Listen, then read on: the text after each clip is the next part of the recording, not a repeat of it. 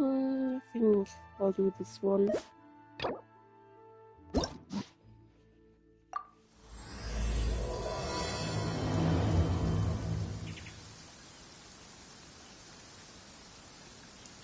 Okay.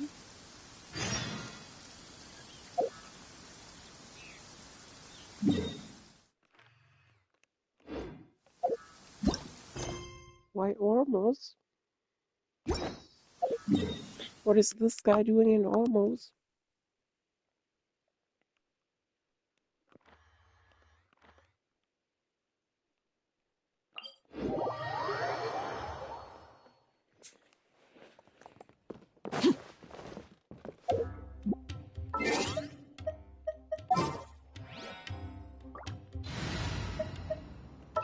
Being the traveler?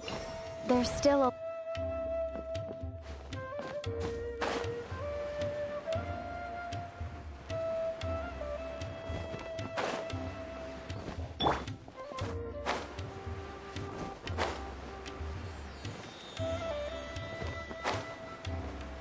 It's been a while since I last had her in my team.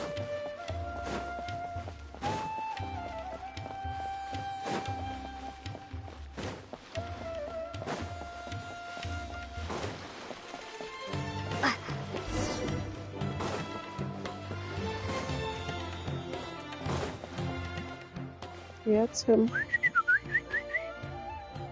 Kaya from Mondstadt. Hey, little birdie. Don't feel down. Come and perch on my shoulder. Don't be shy. I'll show you around town. That's not what this bird sounds like. Really? No wonder they never pay attention to me. Forget it. I probably shouldn't be anthropomorphizing them anyway. Haven't seen you in some time. To which one of the Animo Archon's winds do I owe the honor?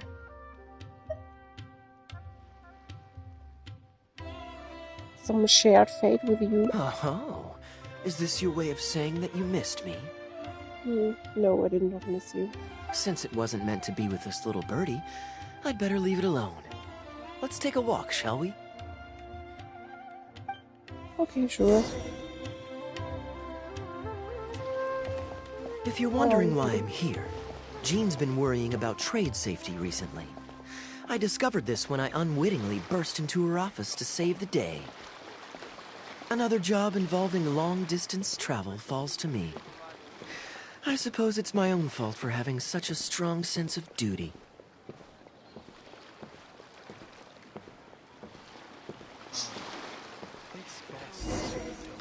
Still, on the bright side, business is now taken care of. And I have unused travel funds, so I was planning to... Spend them on alcohol?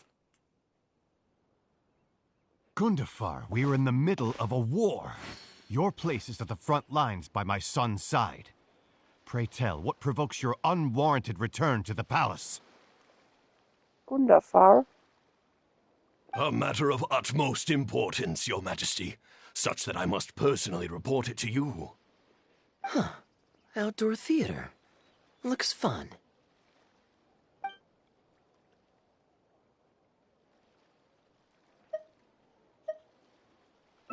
Yes. Here's what I was thinking about the unused funds. Given that the acting Grand Master saw fit to allocate these funds to my trip in the first place, I think it's my responsibility to make sure that every last mora is put to good use. And good use is alcohol. In other words, what do you say we find a way to spend the remaining budget? Perhaps a fancy meal at a nice restaurant? Or a river cruise that takes in the sights of Sumeru City? Or we could buy a few nice mementos to take home. Hey, no need to put it like that. Let's keep walking. We can consider it some more on the road. The rules of the Knights of Favonius state that any and all expenditures during a business...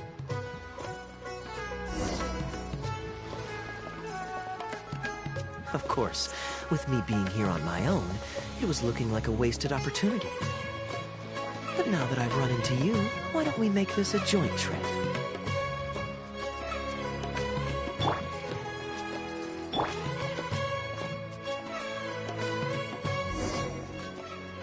You're always so busy. It's high time you gave yourself a proper break.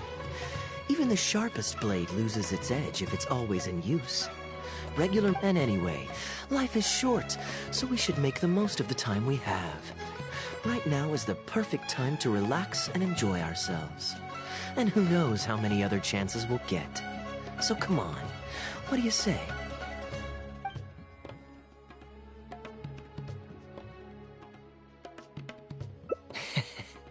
Now I remember why you're an honorary knight. Of course being tempted by money is beneath you. Your honest character is dazzling to behold. Like the sunlight reflecting off the surface of Cider Lake in the late fall, I hold my hands up. My thinking was mistaken. In that case, I guess today's end-of-trip blowout is cancelled. I shall pack my luggage and prepare to return to Mondstadt. Oh? You'd do that for me? Well, this wasn't what I'd originally planned, but it's a very welcome development. When I was souvenir shopping, I picked out something for you too. Guess my thoughtfulness wasn't in vain. Let's keep that a secret for now. Not because I want to keep you guessing. It's just that I didn't think I'd run into you here. All my gifts are back at the inn. I want you to find out for yourself when you open it. The surprise is what gift-giving is all about, is it not? Then it's settled. We'll leave together shortly.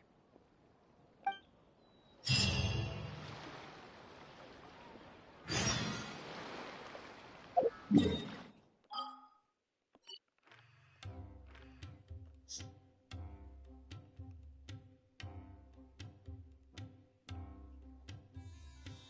it's a long trip. Have to walk.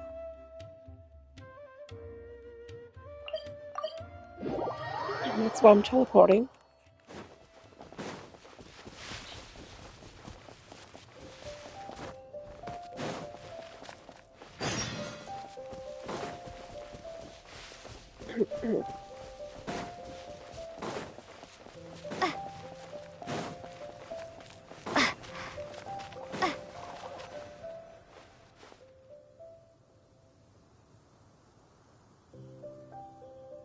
Look, Mondstadt's windmills. Ah, such a comforting sight. Now, as promised, your souvenir. Here you go. According to the merchant I bought it from, mysterious spirits called Jinn often live in lamps like this. And this lamp in particular once housed a very powerful genie.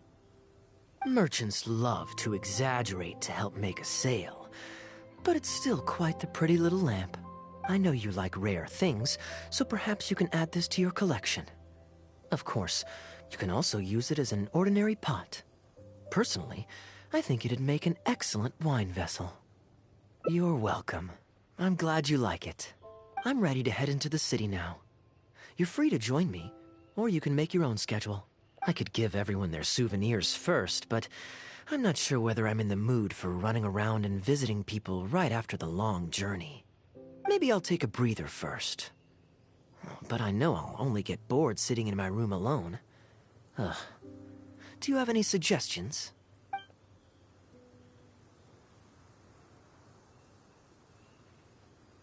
Yes, I suppose.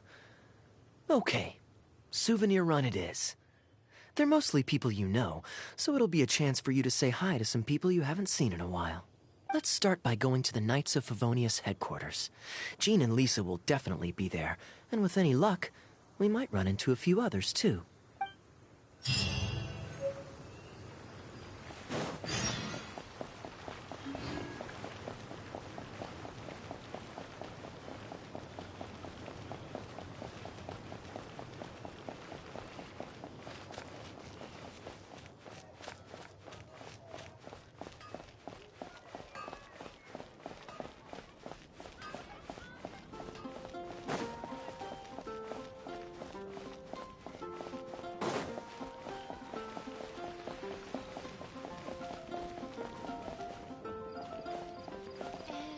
Don't tell me this gift.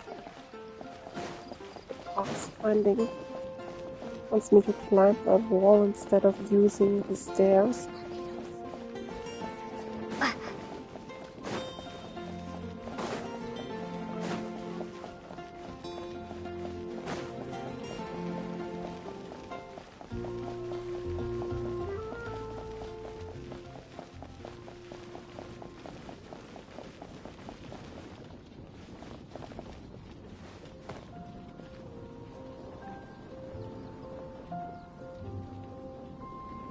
The Adventurers Guild, and that's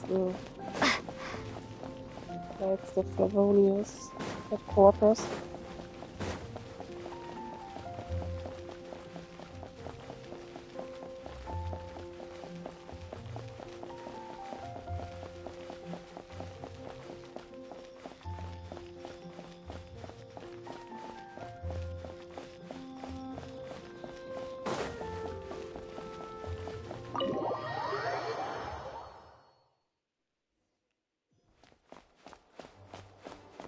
Hello, Jean. And Lisa too. And this thing.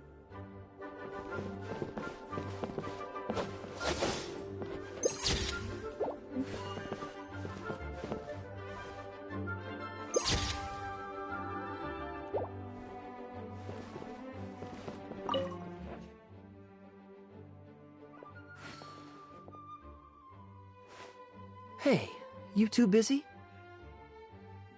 Long time no see. You must have had a tough journey, Kaya. Oh, it's been a while, cutie. Yes, welcome back, Kaya. Why is the honorary knight accompanying you?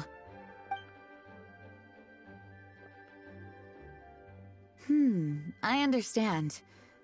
Back to matters at hand, Kaya. I have already received your report. You did well this time, thank you. A few days ago, we received a letter from the representative of the Wine Merchants Association in Sumeru. It was thanks to your on-the-spot decisions that further losses, due to continued delays, were avoided. Just doing my duty. Anything to reduce the acting Grandmaster's workload. Oh, I nearly forgot. I have some unused travel funds. I'll return the surplus now. Given the suddenness of the situation and the difficulty in resolving it, I authorized a greater than normal disbursement in case of unforeseen circumstances. But I didn't think there would be this much left over. Thank you, Kaya.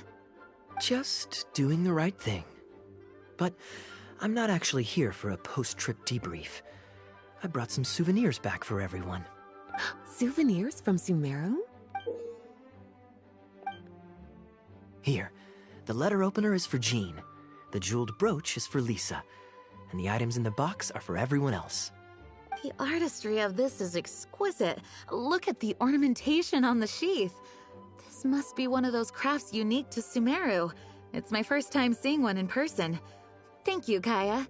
I love the color of the gem in this brooch, and the setting is so elegant. You have excellent taste, Kaya. This can't have come cheap. It wasn't too bad. Might I intrude a moment?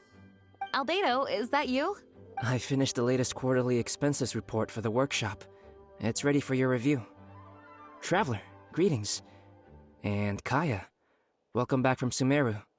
Haven't seen you in a while. You two look like you're in good spirits. As a matter of fact, the honorary knight and I traveled back from Sumeru together. Ah, yes, and I brought some souvenirs for you and Klee. They form a set. Hold on, let me dig them out. You're too kind. Klee has been constantly inquiring as to the timing of your return lately.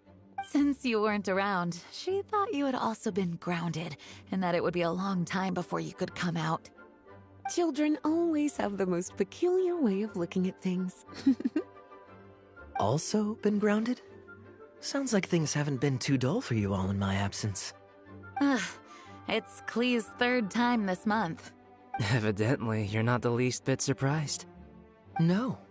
On the contrary, what would be a surprise is if Klee ever managed to stay out of trouble for a substantial length of time.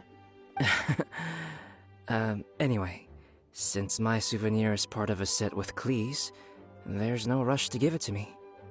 When Klee's next, well, released, I'll bring her to see you sometime. Sure, makes sense. Leave the surprise for the person who'll enjoy it the most. I'll leave these documents here. I'll take my leave now, everyone. Kaya, I've approved your vacation request. Use this time to relax and unwind. Don't worry about the report and other work. I'll take care of it. You too, Honorary Knight. There isn't any work the Knights of Favonius require your assistance with at this time, so please take it easy. Thank you. Then we'll be going now. Enjoy your vacation. But don't forget to return the Fox and the Dandelion Sea series before it's due. Don't worry, I'm nearly done with those. I'll be able to return them in a few days.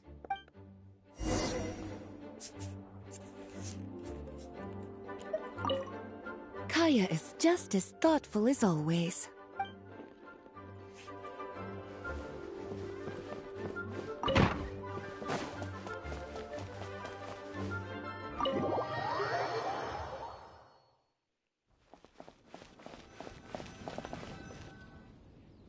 I'm surprised Klee still hasn't escaped. I taught her a few tricks just before I left. Kids will always have their moments of mischief. But to be able to grow up without a worry or care in the world is something truly precious. Well, now that all the gifts for the Knights of Favonius are with Jean, next up is... Ooh, how about we visit the Dawn Winery under the pretext of delivering souvenirs and try to score some free wine?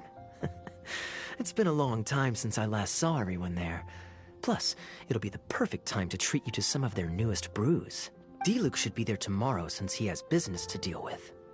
But then there's nothing scheduled for the day after tomorrow, so perhaps it'll be easier to get free wine then. What do you think? When should we go?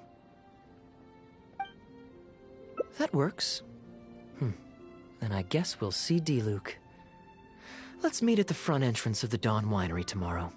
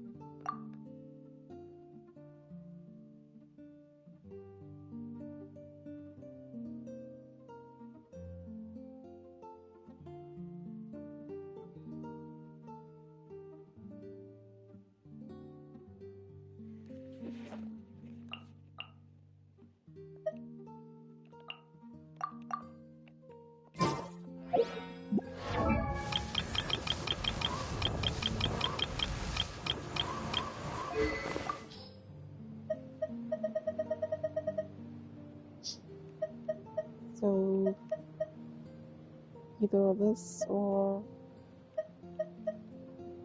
this, maybe.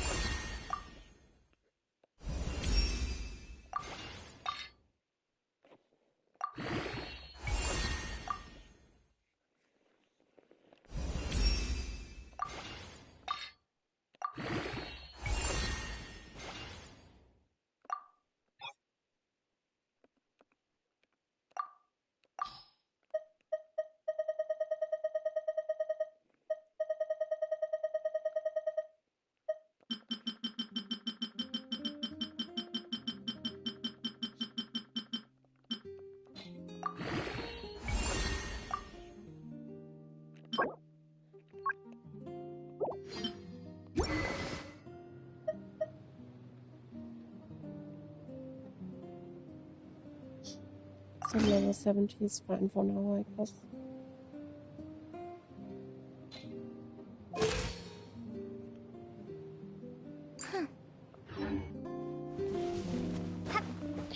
So I need to wait.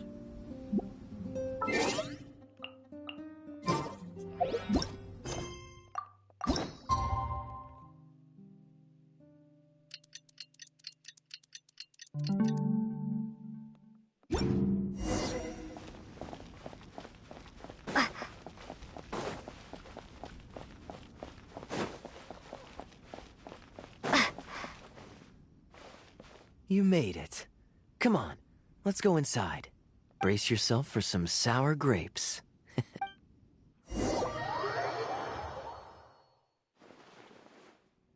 If you're not feeling well, then let me go this time.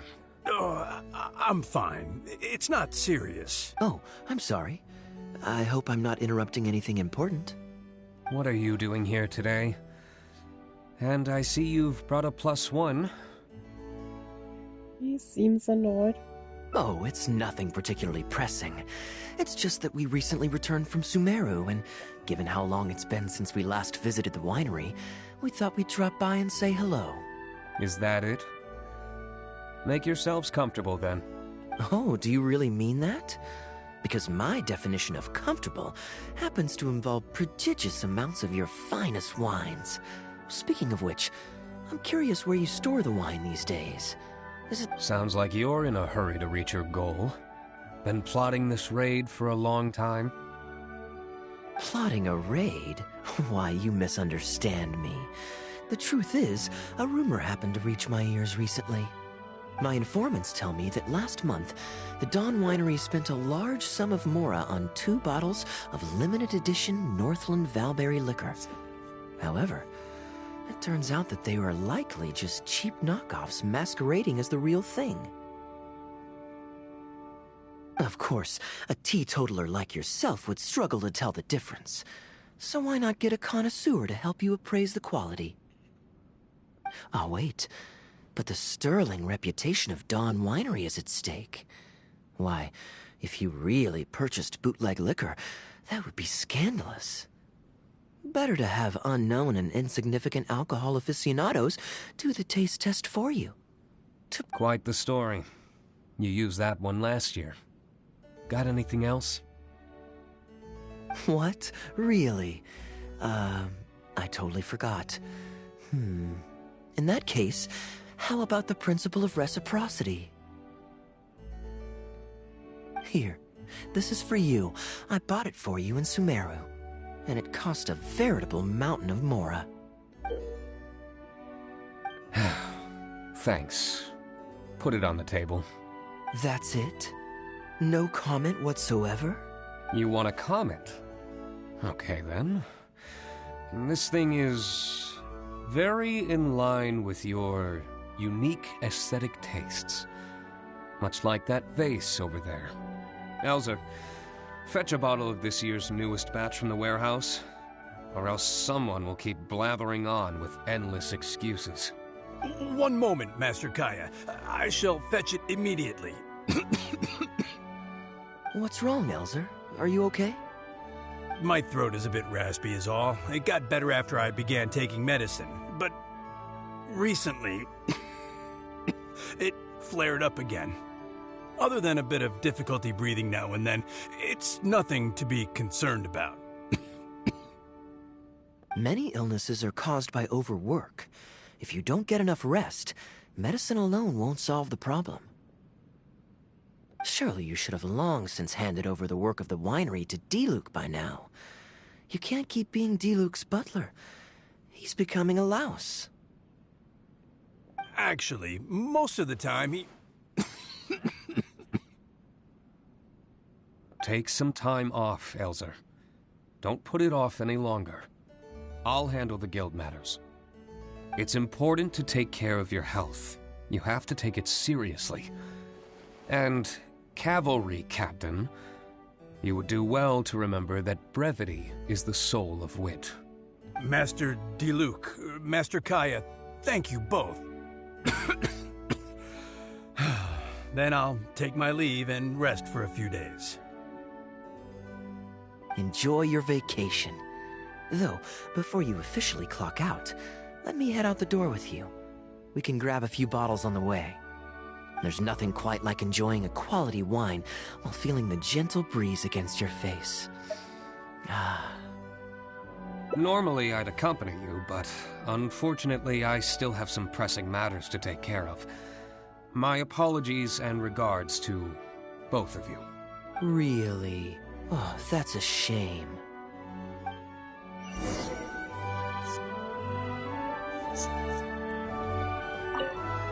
Where's Kaya? Gone already? Right now, just the usual day-to-day winery business. But I'll be attending a meeting in Elzer's place shortly. The meeting concerns research and development of new beverages, and involves collaboration between several different wineries. It makes more sense for me to attend anyway. Kaya can answer any questions you might have while I'm not here. He's quite familiar with the...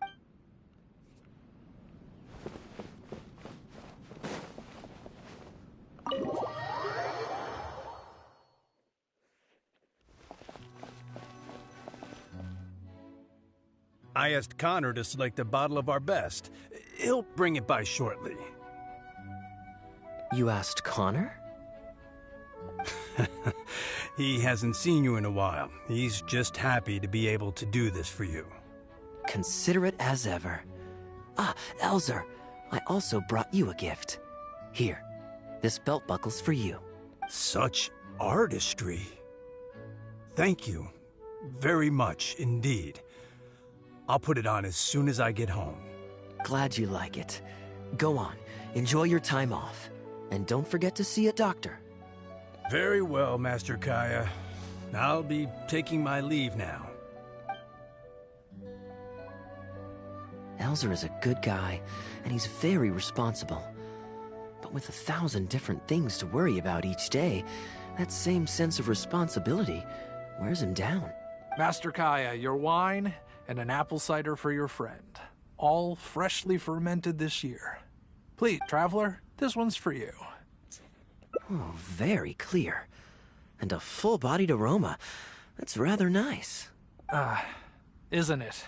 This one's a little on the sweeter side, but I can go grab a dry one if you'd prefer. No need. Sweet is just fine. Let's drink one together. Don't mind if I do. I haven't caught up with you like this in a long time. We used to always pour the first glass for you when cracking open a new barrel. With you gone these past few years, I've had to drink it for you. Well, since it wasn't me harvesting the grapes, de-stemming, or crushing them, it's much more fitting that you should take the first taste. It's an important step in the winemaking process. After harvesting the grapes, the stems have to be removed prior to fermentation, or they'll affect the quality. If you'd like, traveler, you can help us harvest some grapes. Winemaking can be quite a lot of fun.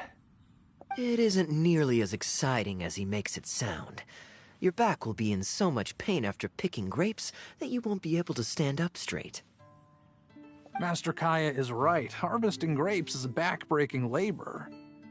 But seeing the grapes turn into grape juice, then ferment into wine, is a fascinating experience. And every person at the winery should have a chance to share in it. Wait, so D-Luke actually helps you with the winemaking? Oh, goodness no. Master D-Luke is far too busy, not just during the day, but even at night. Oh?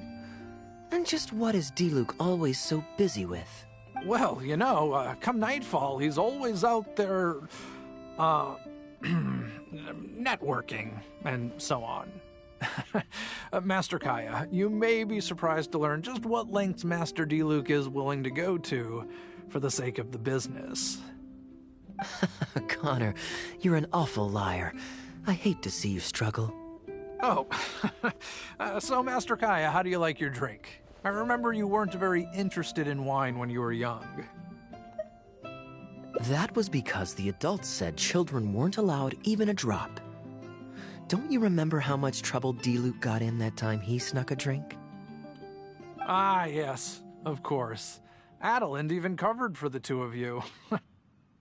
But on a serious note, having grown up at a winery, I spent my childhood watching Tunner plant the grape seeds, waiting for them to ripen on the vine, harvesting them together, and waiting for the alcohol to ferment. Even though I couldn't help with making distilled spirits, watching everyone work was fascinating. How could anyone not love to drink with a childhood like that? So, let us raise a glass to wine itself, and in thanks to the gracious hospitality the winery has shown us today. Hear, hear, to Dawn Winery. Speaking of wine, Connor, I have a gift for you. It's a decanter set from Sumeru. I get a present too? Thank you, Master Kaya. Time really does fly. I still remember the days when everyone was giving you gifts at your birthday parties when you were young. Now I have wrinkles and Tunner's bent double, while Master Kaya is the cavalry captain of the Knights of Favonius. How is Tunner holding up? He's still tough, but getting on in years, so some things just aren't as easy as they were. But he's used to doing things his way and doesn't trust new employees to do it for him.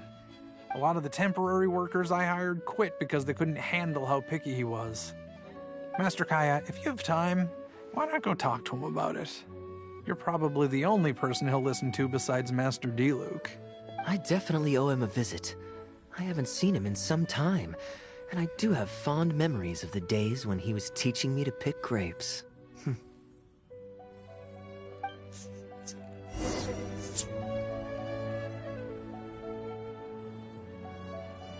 So where does this guy live?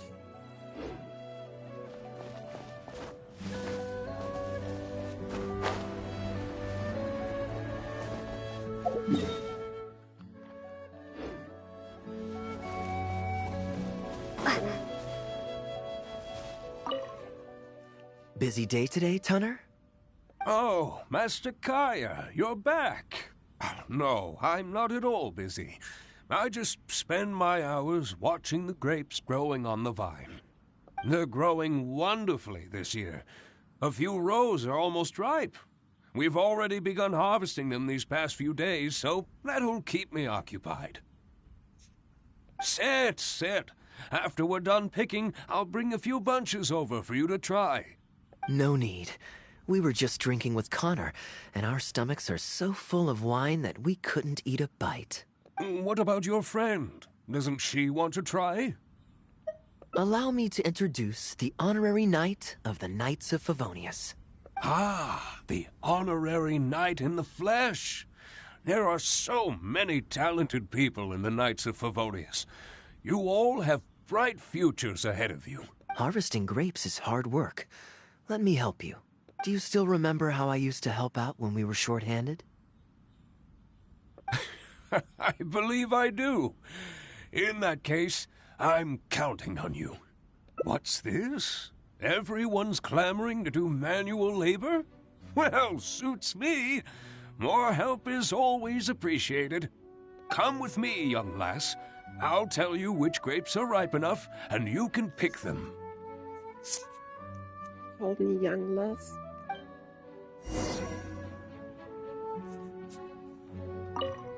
Happy to have another helper. Now, let's go pick some grapes.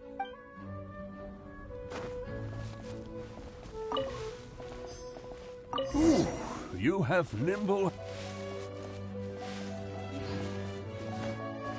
Fortunately, the young master has a good head on his shoulders. Didn't take long for him to get up to speed. And now he's turned into such an outstanding young man.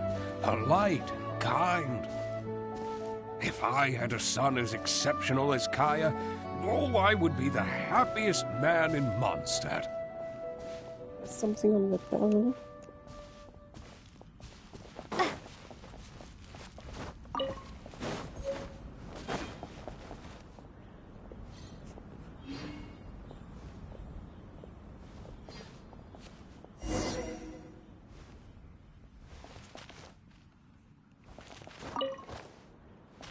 There's a few more rows of grapes up ahead. Let's finish picking them together. Careful not to damage the grapes when you pinch the stem.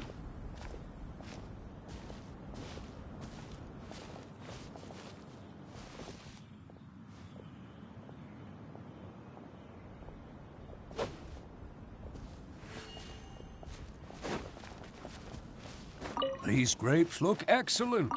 You're a fast learner.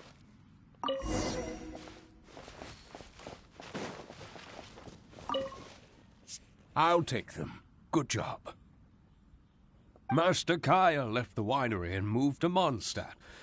Just like my own son, Guy. He left home to join the Knights of Favonius, too.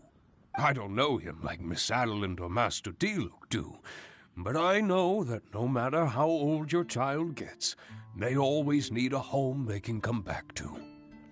Okay, old man. And without family by your side, you at least need the companionship of friends. I've been working here for decades and watched him grow up with my own two eyes. Sometimes I get the sense that there is something bothering him, but he guards his secrets closely. Or perhaps he just doesn't want to involve us. After all, I doubt that we could help him. I can see that you have a good relationship with Master Kaya. Please look after him. He's... that he is, yes. I do still think of him as a child. It takes time for an old man's mind to adjust. Wonderful, wonderful. Knowing that he has a friend like you, we here at the winery can be happy for him. You're looking very happy, Tunner. Was the traveler telling you some jokes? No jokes. I've received a letter from my son, Guy. He's really going places. I'm so delighted. Master Kaya, honorary knight. My eyesight is fading in my old age. Could you read it out for me? Of course. Thank you both.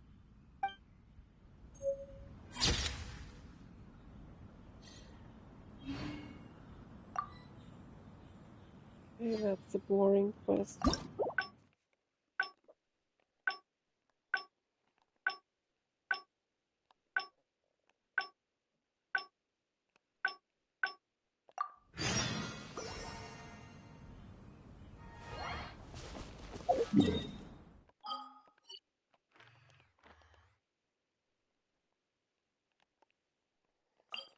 The first out of 5 endings. Or 6, I guess. Not sure.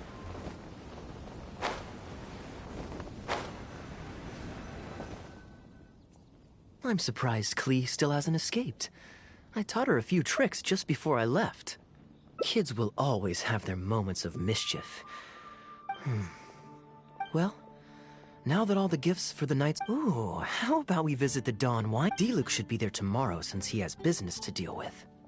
But then there's nothing scheduled for the day after. What do you think? When should we go? Great. Then it's settled. Let's meet the day after tomorrow at the front entrance of the Dawn Winery.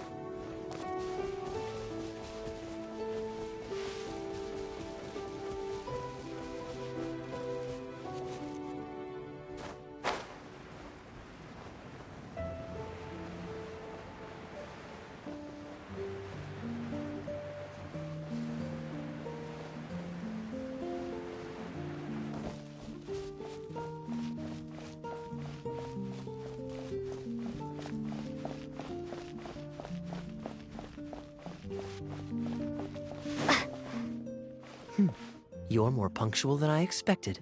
Let's head inside.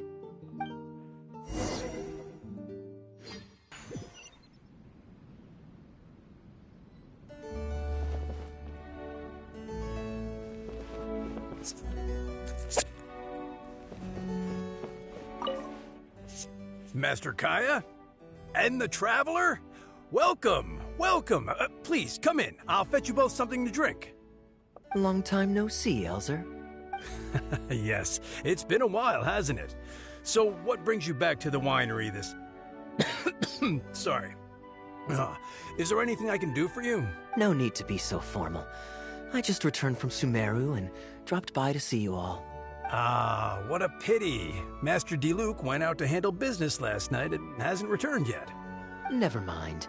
The main thing is that you and Adeland are here. Oh, speaking of Adeland, where is she? She's taking some time off. She was busy cleaning yesterday and finally has a bit of time to herself. Perfect. I brought some gifts for you both. Here, this belt buckle is for you. My goodness, it's exquisite. Thank you, Master Kaya. I'll treasure it. Would you like anything to drink? We recently finished making a new batch of dandelion wine. Well, what perfect timing. I was just wondering how this year's batch was coming along. Let me fetch a barrel and have someone deliver it to the Knights of Favonius headquarters for you. Oh, I won't be needing an entire barrel. A couple of bottles will be more than sufficient. Else Diluc might say I came here to beg.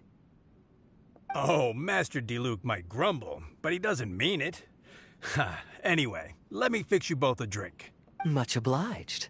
Then I'll have a glass of dandelion wine and a glass of cider lake for her, if you please. The name is not that literal. It is a drink with virtually no alcoholic content, as Master Kai will be aware. I'll prepare them now. Please, wait a moment. Strictly speaking, that's not entirely true. Cider Lake does have a tiny amount of alcohol in it. Please, enjoy. Pleased you liked it. Looks like my bartending skills haven't faded with age.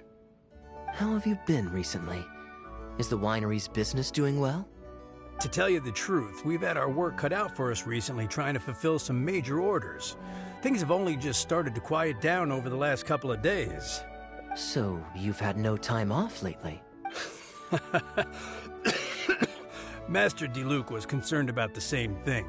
But with him being out on business for a few days, who would take care of business and the guests if I were to take time off? Maybe some other time. At least take half a day to see a doctor and make sure you're okay. If your condition worsens, Diluc will never forgive himself. You make a fair point. If you're worried about having someone to handle the winery, why not leave it to me? I'm familiar enough with your responsibilities to cover for you for a while. Master Kaya, Please, come back to the winery more often. We all miss you very much. All right. No need for that kind of talk. Come on. I'll see you out.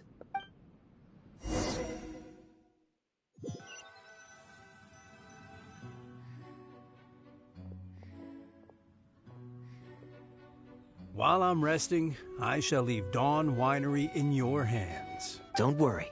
I'm not going anywhere. Rest easy. And... such great weather today.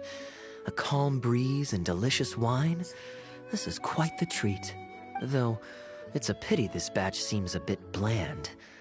How about I go to the wine locker and fetch one from the reserve collection?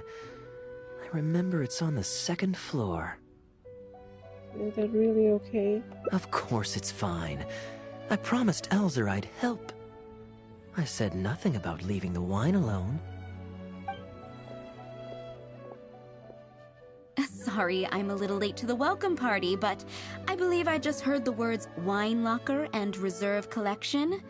Planning on pilfering a bottle of reserve, Master Kaya?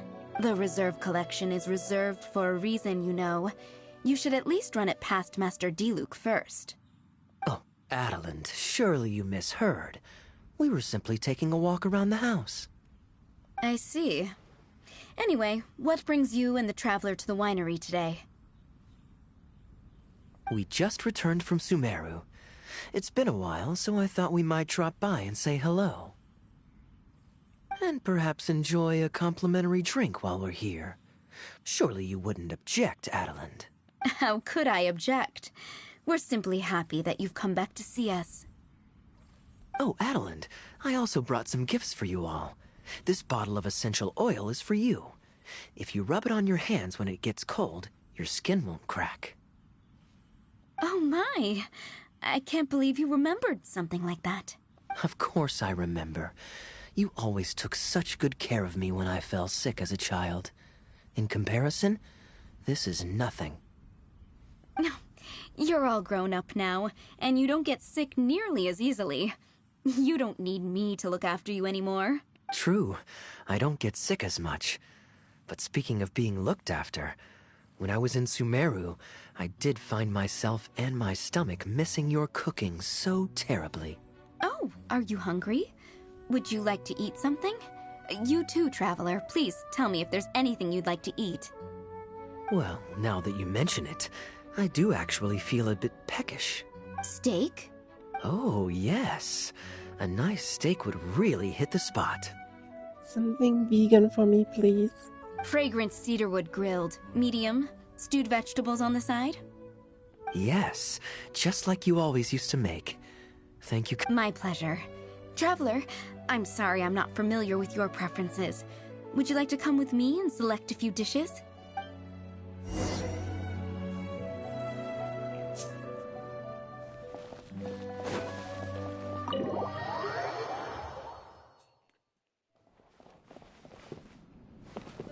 I thought we would hot and soft.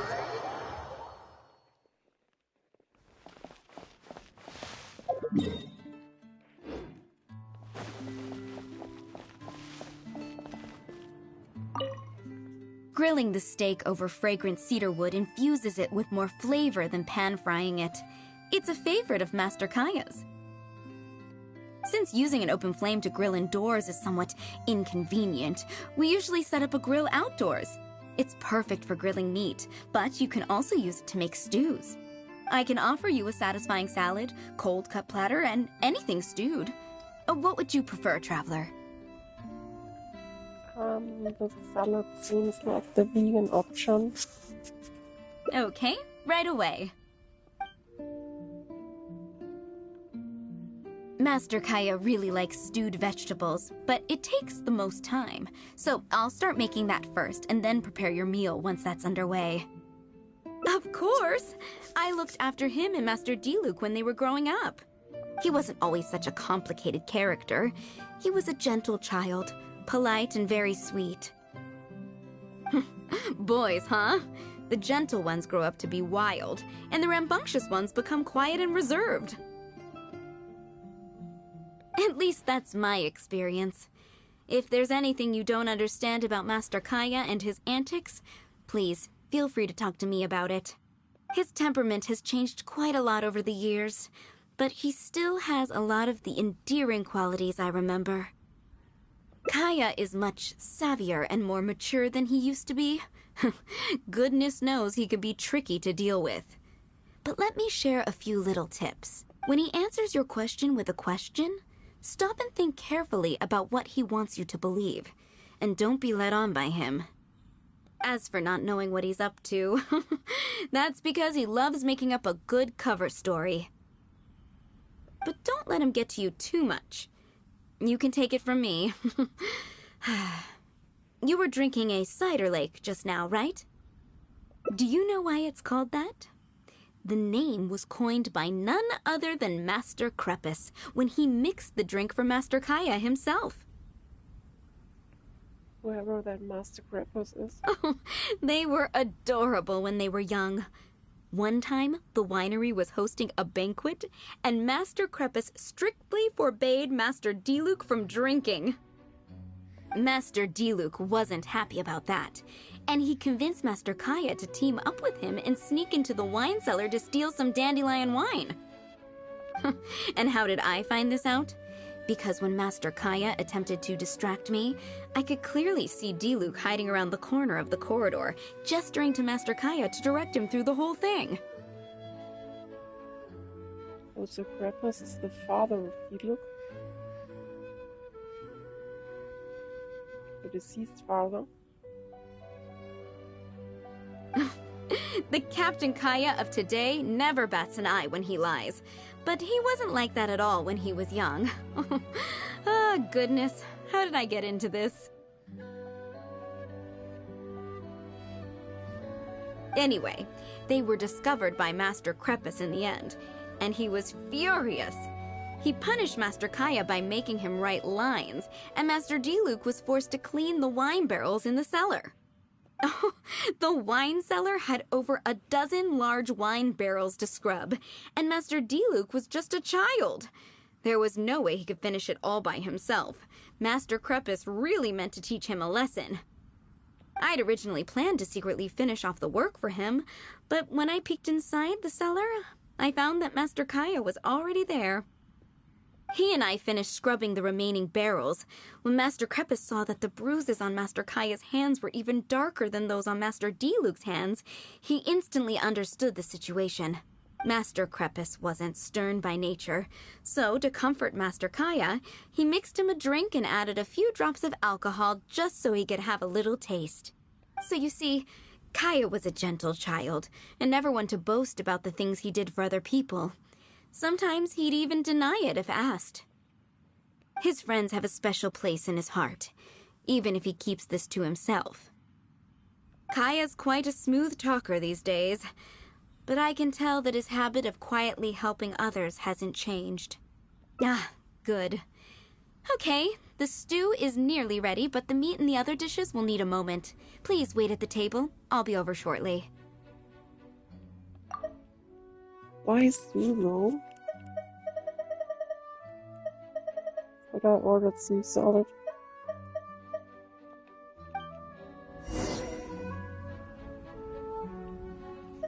You're not worried that I can't handle it by myself, are you? Relax. Serving meals is all part of my job as a maid. I can manage.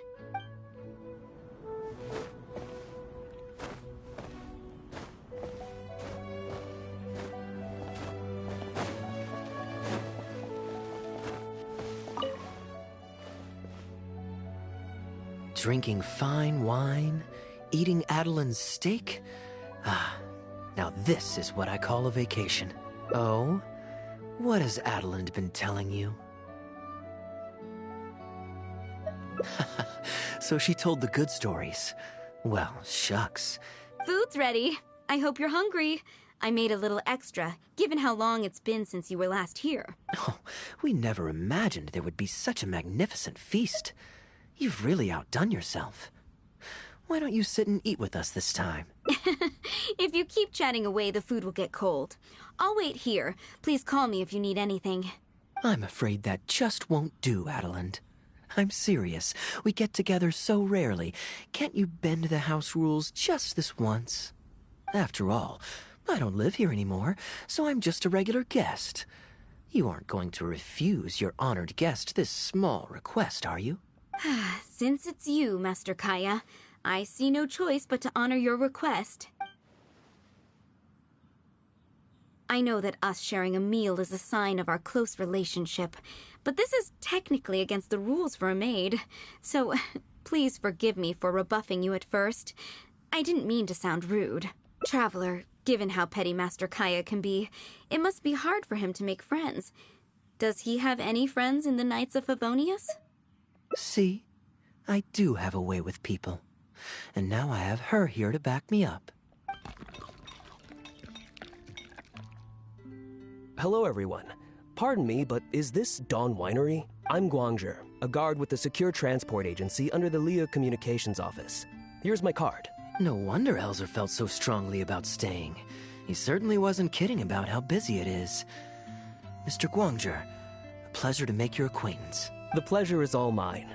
The Secure Transport Agency has worked with your fine establishment in the past, though we have only corresponded through letters. I always found it a great pity that I, the overseer of our cooperation, have never had the occasion to visit in person. Why don't we go inside to discuss the details?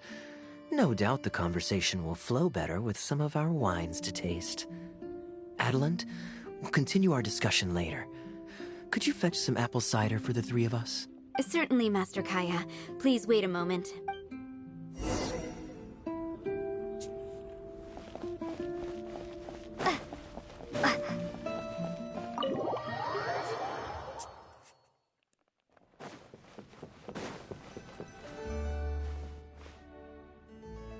And how might I address you, sir, as well as Just Kaya is fine. I'm standing in today for Elzer, who usually manages the winery's business. And this is my good friend. A pleasure to meet you as well. I'm not just here today to pay a visit. I actually have an invitation for Master Diluc to cut the ribbon at a ceremony to celebrate our agency's business. Our collaboration with Dawn Winery last year was quite successful, and I was curious about your product shipment plans for the next quarter. If it's no trouble, please, also mention to Master Diluc that our agency has expanded this year, so if the winery has any additional needs, please consider us. Master Kaya, the apple cider you requested. Master? Wait. Pardon my foolishness, but might I inquire as to your relation to Dawn Winery? I'm Master Krepus's adopted son, and Master Diluc's brother. However, as a serving captain with the Knights of Favonius, I am rarely at the winery.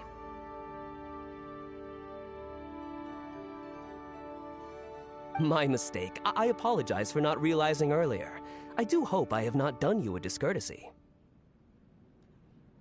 You may have misunderstood, Mr. Guangzhi. Though I am Master Diluc's brother, I don't actually live at Dawn Winery. I'm also a guest here today. I'm merely here receiving guests due to Elzer being temporarily indisposed. But please, don't worry. I will be sure to extend your invitation to Master Diluc. Thank you for your graciousness. I knew that Dawn Winery's wines were delicious, but I am only now discovering how wonderful the apple cider is. It has a clear and inviting fragrance. In addition to the apple cider, the winery has an extensive collection of reserve wines and liquors. I see you are also a connoisseur of fine wines, so it would be a shame not to sample some. Adeland, please fetch a bottle from the reserve collection in the second floor wine locker. As you wish, Master.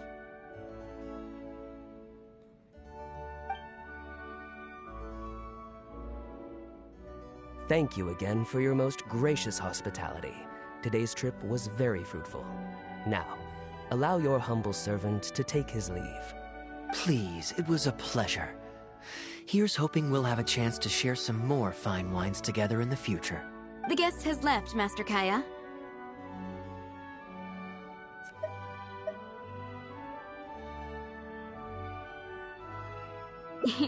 It's no skin off my nose. Master Diluc may have a few choice words when he learns of the situation, but that's all.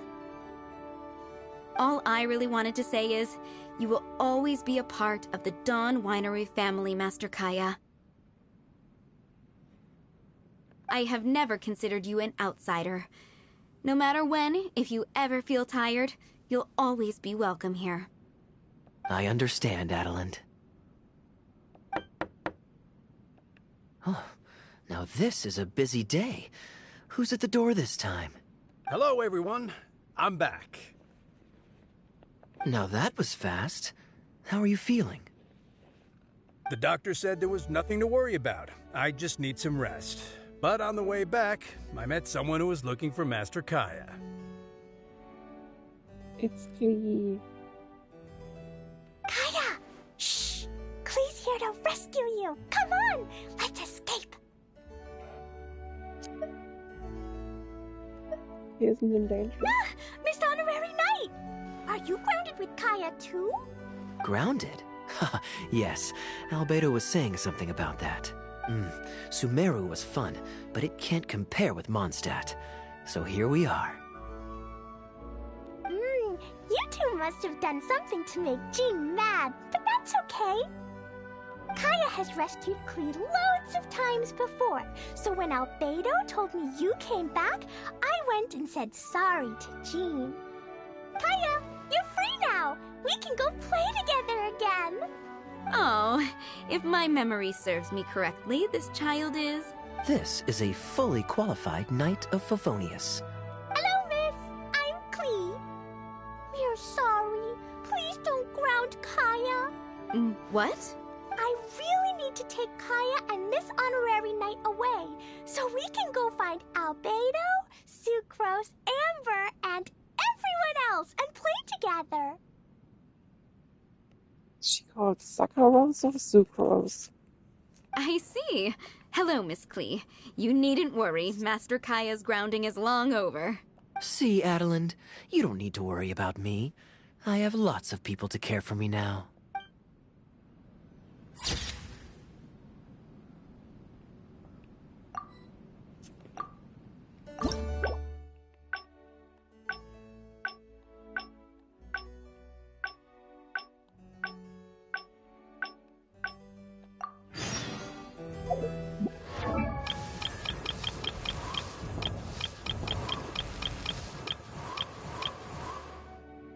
She's called Saccharose. Not Sucrose.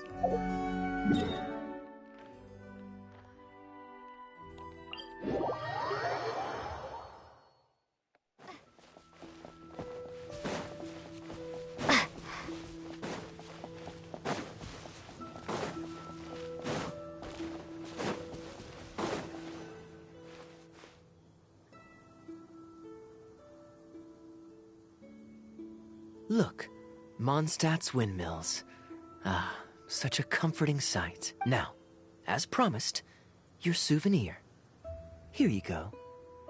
According to the merchant I bought it from, mysterious merchants love to exaggerate. I know you like rare things, so perhaps you can add this to your collection. You're welcome. I'm glad you like it.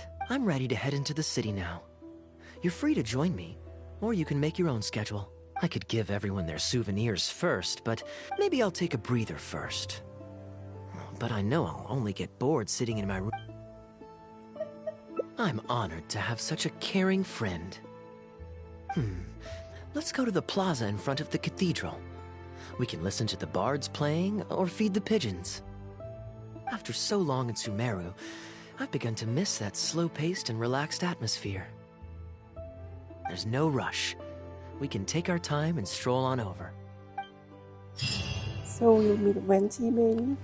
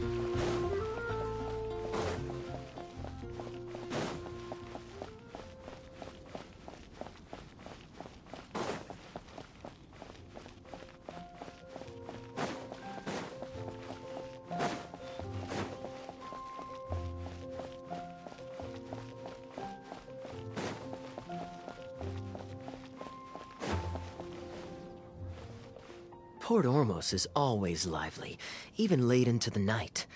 People there go to bed much later than I imagined. Quite a stark contrast with Mondstadt.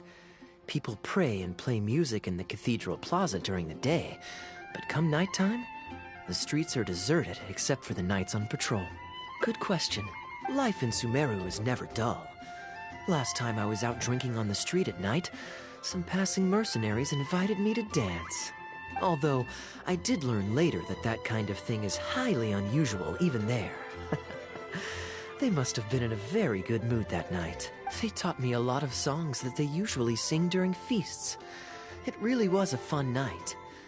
But be that as it may, I think I'm more suited to the free and easy life in Mondstadt. Simple, honest folks like me, we don't need much to be content. Fair enough. Let's shelve that discussion for now. Have you ever had a chance to hear the cathedral choir before? The hymns they sing are a whole tradition in their own right. Quite different from the folk songs that the bards play. Well, let's see if we can catch them today. Sister Grace is right there, so we can ask her about the choir's schedule.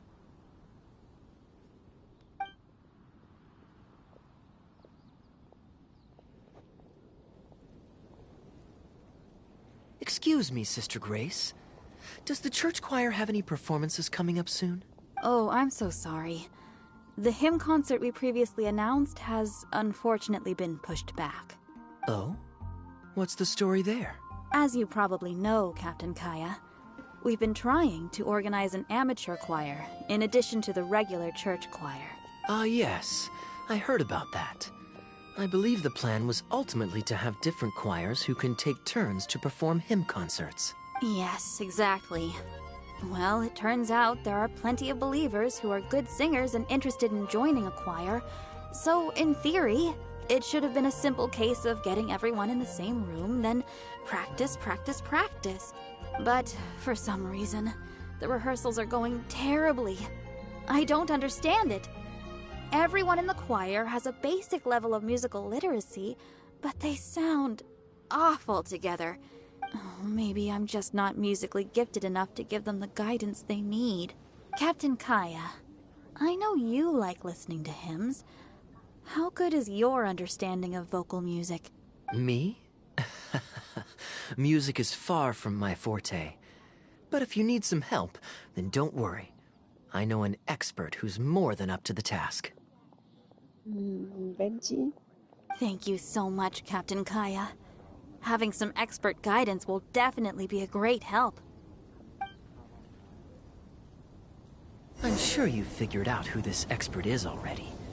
He has the best singing voice of any poet in Mondstadt, and understands poetry better than any other singer. Plus, he's exceptionally easy to find. 9 out of 10 times, he's in the tavern.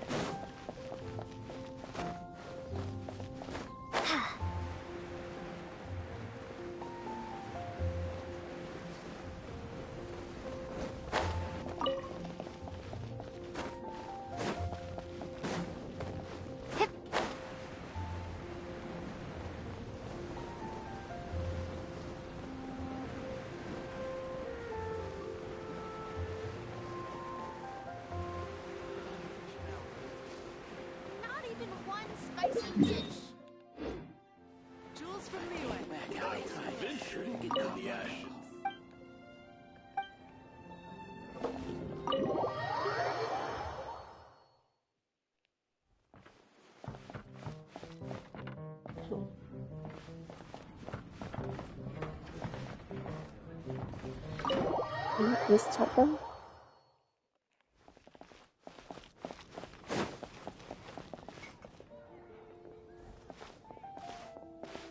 Good day. Drinking alone? I hope you don't mind us joining you. Hey, Venti. Hello, hello! Please, take a seat. We're all friends here. Patton, 1 moonlit alley and an apple cider.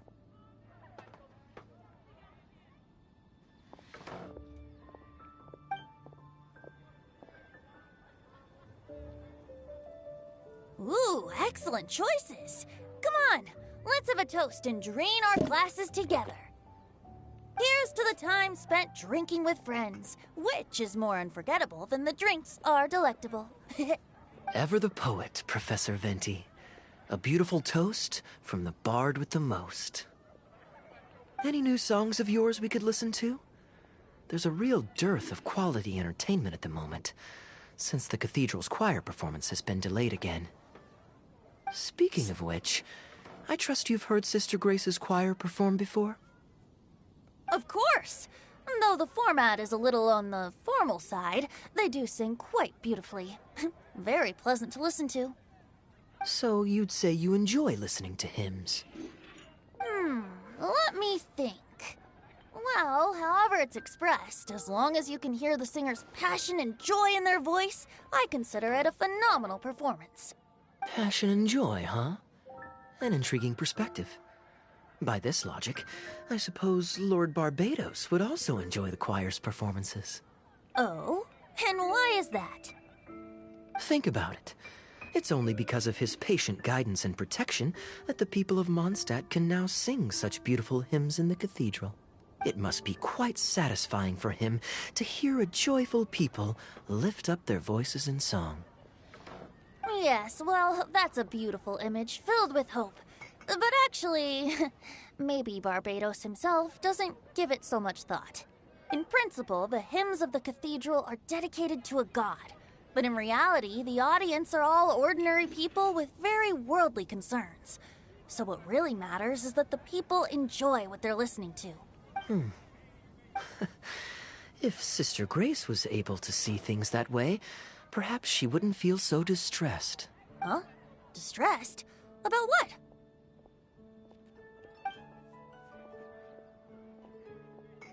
Ugh, she might be asking a bit too much. To be honest, if they have a natural talent for music, they should just be allowed to sing whatever they want. It'll all sound good.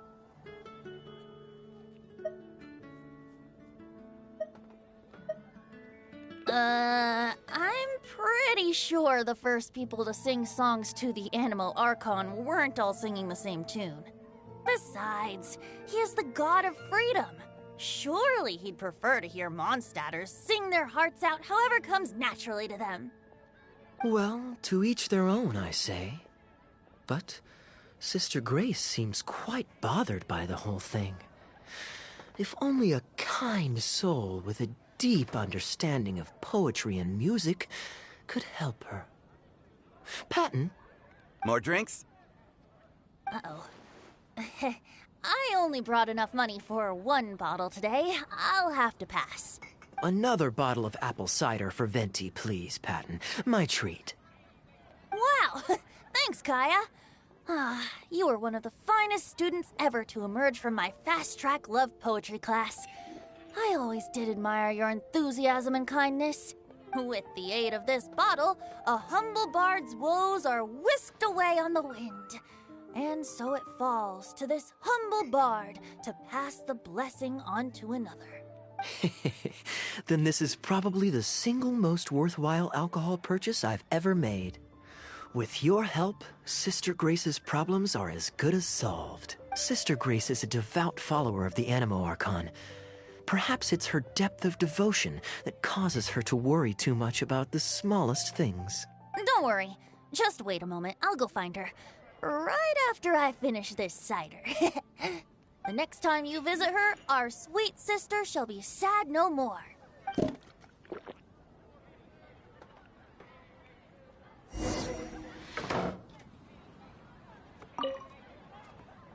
Kaya is a wily character, but free wine is always the most delicious. It's fine. I mean, the church's choral hymns aren't exactly my strong suit, what with all the finicky formalities and so on. But as long as there is love for music in the air, I'm sure I'll be able to help. Hey, if I'm happy and Sister Grace is happy and the audience is happy, that's a great thing, isn't it?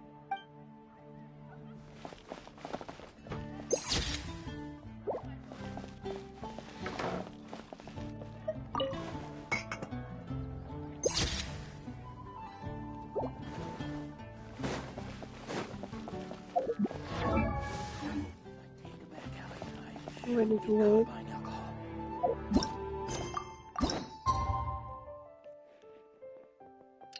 Until the next day.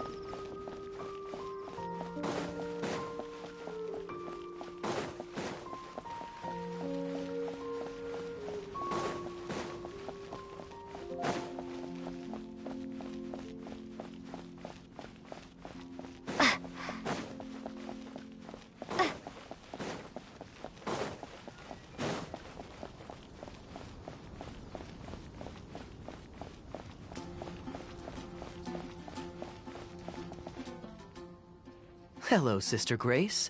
How are the rehearsals going? Captain Kaya, your bard friend has a few suggestions that are somewhat fanciful in nature. Fanciful in the sense of not worth adopting? Is that what you mean?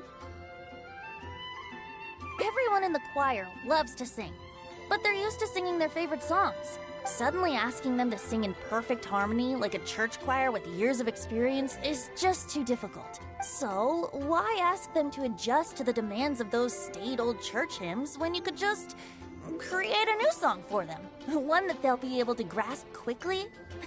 If you want, I could help. Church choirs typically stick to traditional hymns. This is certainly an innovative idea. What's stopping you from considering it, Sister Grace? While I don't expect a recently established amateur choir to perform on par with our own church choir, this would be a major departure from tradition. I'm just not convinced that it's appropriate. Is the Church of Favonius really such a stickler for tradition? Giving believers the chance to express themselves freely seems like it would be a very positive thing. So, Venti, do you think the Animo Archon would like to hear a new melody? Of course! This was the wish of the people when New Mondstadt was first founded. Okay, well, let's see what our other friend thinks. Traveler, what are your thoughts? Another vote of confidence. Maybe there's hope for this idea yet. Maybe it's just a generational thing, but... Well, it's not a completely unreasonable idea. I suppose it can't hurt to try. Looks like we're all in favor then, so let's start preparing. Sister Grace, could we trouble you to inform the choir members? Of course. I'll tell them now, and then we'll give this a try. Should we find some people to help us compose the lyrics? If this is to be a new song of the people, then the more fresh ideas we have, the better. Good idea. Let's split up and find some contributors, Traveler. Let me think. Since we're composing a song, we should try and recruit at least one person who understands music. Aha, I know. Sister Grace, how would you feel about us asking Sister Barbara to provide her input? Given that the idea is to write a song dedicated to Lord Barbados, I'm sure Sister Barbara would be very willing. Perfect. Traveler, why don't you head into the cathedral and invite Sister Barbara to join us? I'll look for another friend who's interested in helping us.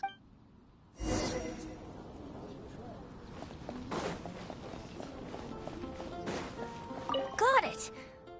With this melody, it'll be much more expressive.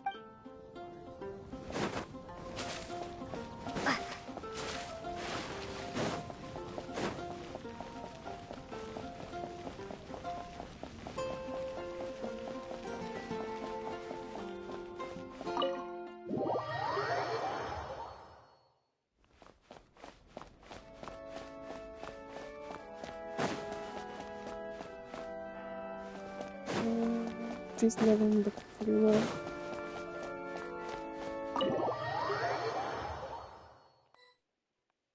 Oh, there she is. How did I miss her?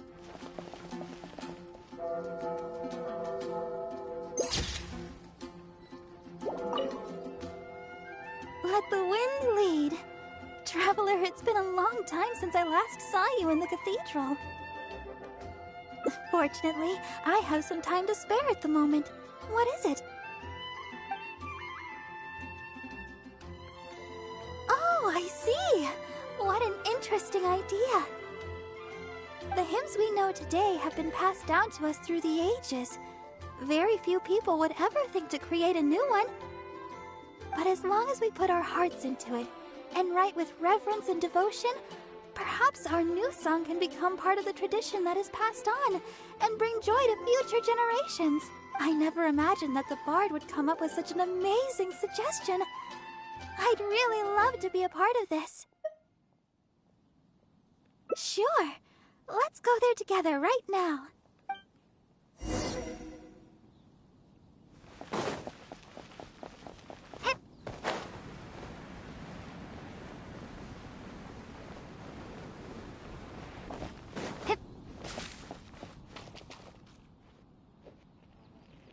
Ah, you're here. And Iona's here too. You took your sweet time. Psh, I've seen Kaya play Genius Invocation TCG, making up a bunch of baloney to distract his opponents. He's a trickster, plain and simple. So now, I gotta check with you guys to see if what he's saying is true. Can we really write about anything we want in this song? Even the evils of Mondstadt's wine industry? And is the choir really gonna perform it publicly? So everyone on the streets will hear it? I don't think anything's off limits. I thought it was a fun idea anyway. Then I want to write this. All booze hounds will be punished harshly by Lord Barbados.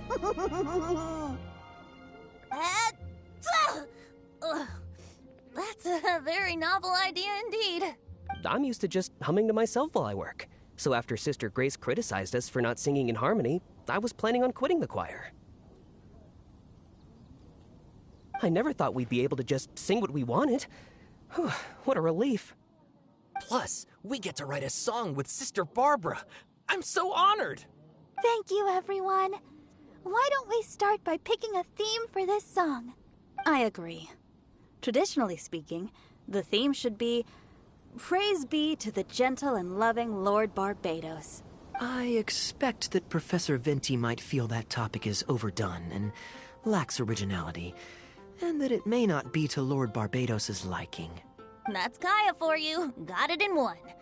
I'd suggest that everyone start by thinking of the little things in life that bring you joy. Ooh, well then can I praise the perfect fish head soup my mom cooked last night? Ooh, well then can I praise the perfect fish head soup my mom cooked last night?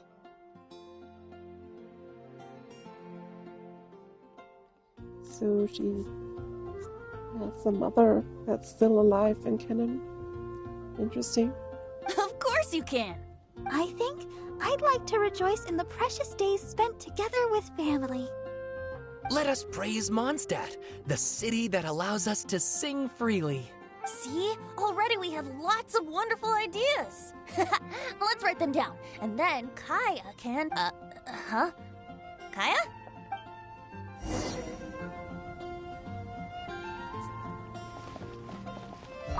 Okay, everyone. Write your ideas down once you've... I think the song should express the joy of being together with family. Should I write about fish head soup or Liyue grilled fish?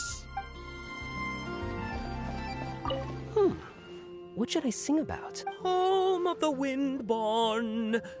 What do you think of that? Surely the song should at least mention Lord Barbados.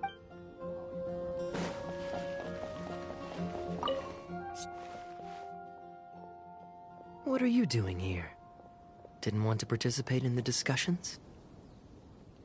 I just wanted to take you to hear a performance, but that obviously didn't happen, thanks to the problems with the choir rehearsals. The rehearsals are now back on track, so I've done my part. If I stay here any longer, I'll probably get roped into singing with them. I'd rather it didn't come to that. My songwriting abilities are limited. If doing nothing but loitering on the plaza enjoying the scenery all day is the only way to relax, then I suppose I didn't get to relax. But that would get boring after a while.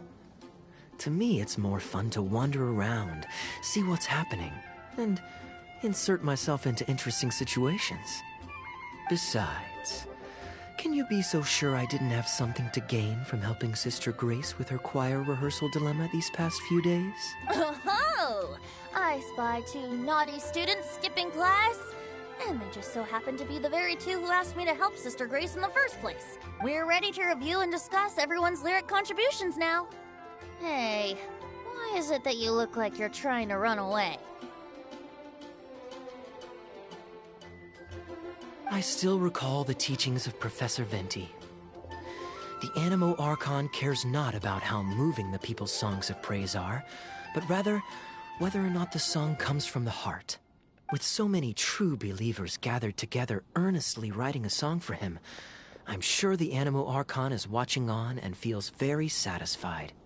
That's what a song of worship is all about. So, mission accomplished. And that's the reason you've decided to leave? Slipping away before the final verse is sung, before the poet has uttered the last line, before everything has concluded. I don't know.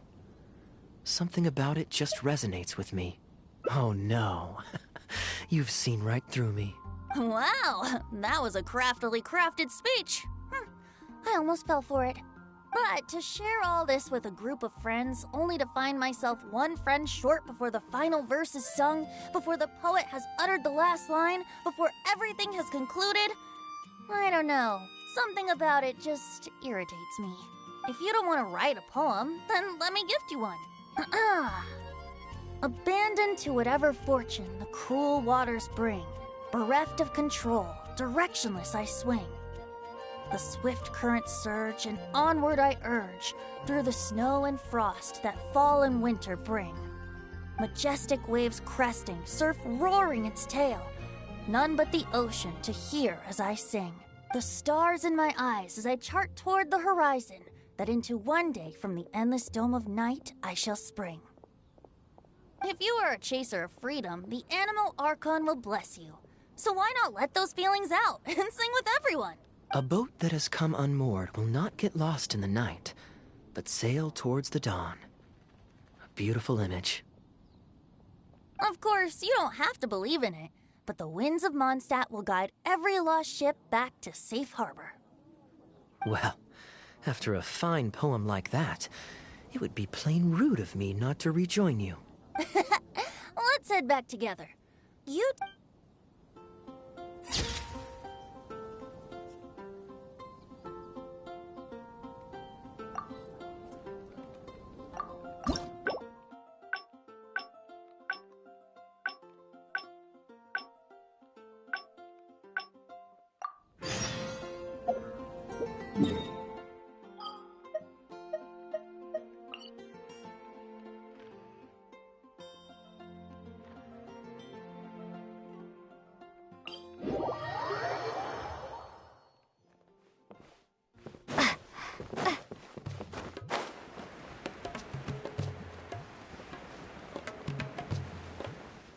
So I have 3 endings now.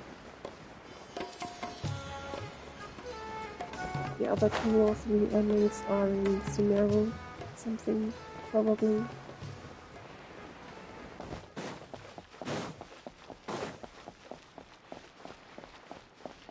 We'll spend the money. You're I always suppose. so busy. It's high time you gave yourself a proper break. Even the sharpest blade loses its edge if it's always in use. And anyway, life is short, so we should make the most of the time we have. Right now is the perfect time to relax and enjoy ourselves. And who knows how many other chances we'll get. So come on, what do you say?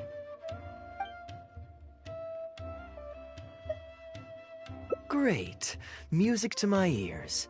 I'll cover the travel costs, of course. There's nothing more enjoyable than the company of a good friend. Let's call this a nice little excursion to round off my long business trip. Now, let me think where we should go. I've seen a lot of Sumeru already, so let's go for someplace new. How about Liyue? I'd be heading past there on my way back to Mondstadt anyway, so it's not out of the way. Oh, actually, we'll head somewhere else. Well, lucky me. I'll hope Liyue's Ministry of Civil Affairs frequently corresponds with the Knights of Favonius, so the address on their letterhead is one of the few places I'm familiar with. I don't have much luggage, so it won't take me long to pack. Give me a moment, and then we'll head there together.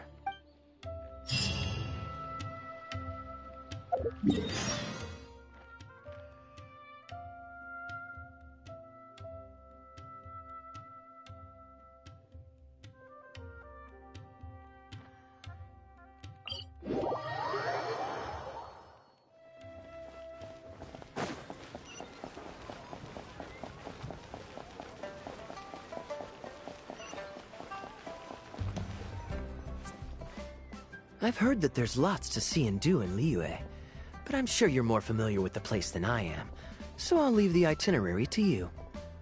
Great. Maybe you can tell me about your previous travels here along the way. It's such a satisfying feeling to just drop everything, go on a long trip, and see something new. Who knows who we might cross paths with? We might even end up going on an impromptu adventure.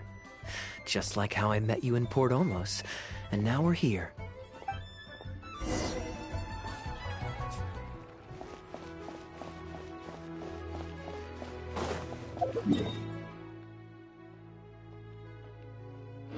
Do you know this shop? It looks pretty nice from the outside. Shall we take a look? Welcome to Mingxing Jewelry.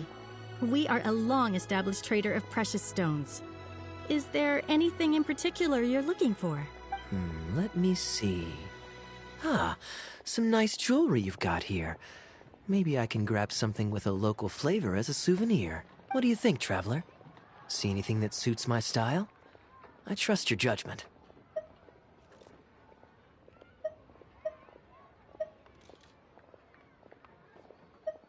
Ah, you're interested in souvenirs. If you're struggling to decide, you might want to consider getting some jade. You can't go wrong with a nice jade pendant. They're an elegant addition to your look, whatever your age or gender. If you're looking for a specific design, we can make it to your specifications. It does take some time to fulfill an order, however. High-quality jade is hard to come by, so our waiting list is at least a couple of weeks. Oh, that's a pity. I'm just visiting and I won't be in town for very long. So as much as it pains me to do so, I'm afraid I'll have to leave this beautiful bijou behind. No worries at all, sir. If you're looking for something off the shelf, why not go and see Mr. Shurto at the Jade Mystery? He also deals in jade and precious stones. Exactly. But on that note, let me give you a word of advice. There's no risk in purchasing a piece of jade that's already been cut. But you could lose all of your mora betting on uncut rocks.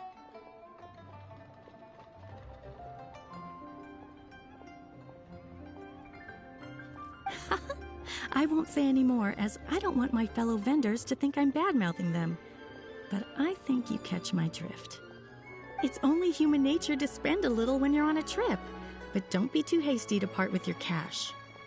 The Ministry of Civil Affairs takes everyone's economic well-being very seriously, and they often send out the Millilith to spread public awareness of well-known scams. As guests here, I'd encourage you to watch out for anyone trying to rip you off. I think that's sound advice wherever you go into that. We appreciate it, boss. Join the Adventurers Guild. Blast.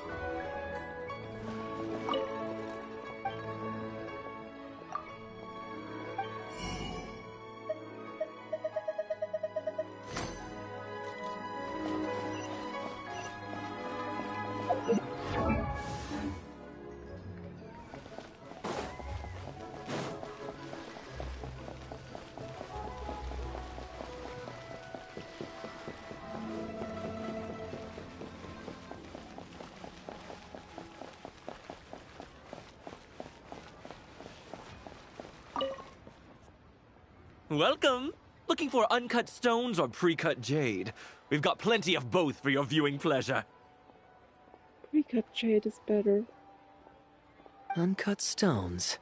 Ah yes, we were just briefed on that. Let's take a look at the pre-cut jade. I believe I detect a quiet but distinct tone of apprehension in your words. Please rest assured, there's nothing to be quite so wary about with my. Feel free to peruse at your leisure. I think you'll find that everything I do here is entirely above board and legitimate, and I sell only pure and unadulterated goods. No scam guaranteed. Feel free to peruse at your leisure. I think... Feel free to peruse at your leisure. Schau dich mal Sure, you can bet on jade and lose if you're unlucky, but that doesn't make it a scam. My terms are clear and transparent, and I only do business with willing customers. What scammer can claim that? Sounds perfectly reasonable. At the end of the day, it doesn't matter how much the vendor is charging. If the customer decides to hand over their money, they're taking the bait of their own free will. Yes, exactly. I'm glad you understand. Although your peculiar phrasing at the end there, you almost make it sound as if I really am scamming people. Anyway, betting on jade is what it is. Feel free to try your luck, but if you can't afford to lose, then it's not for you. We don't need to cause each other any trouble. I'll leave you to browse at your own pace now while I deal with other potential customers. Amber-colored jade would probably make for a good souvenir. Why not?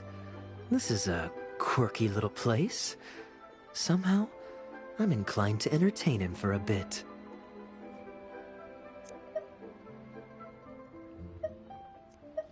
Well, if you're not interested, then I guess we'll pass.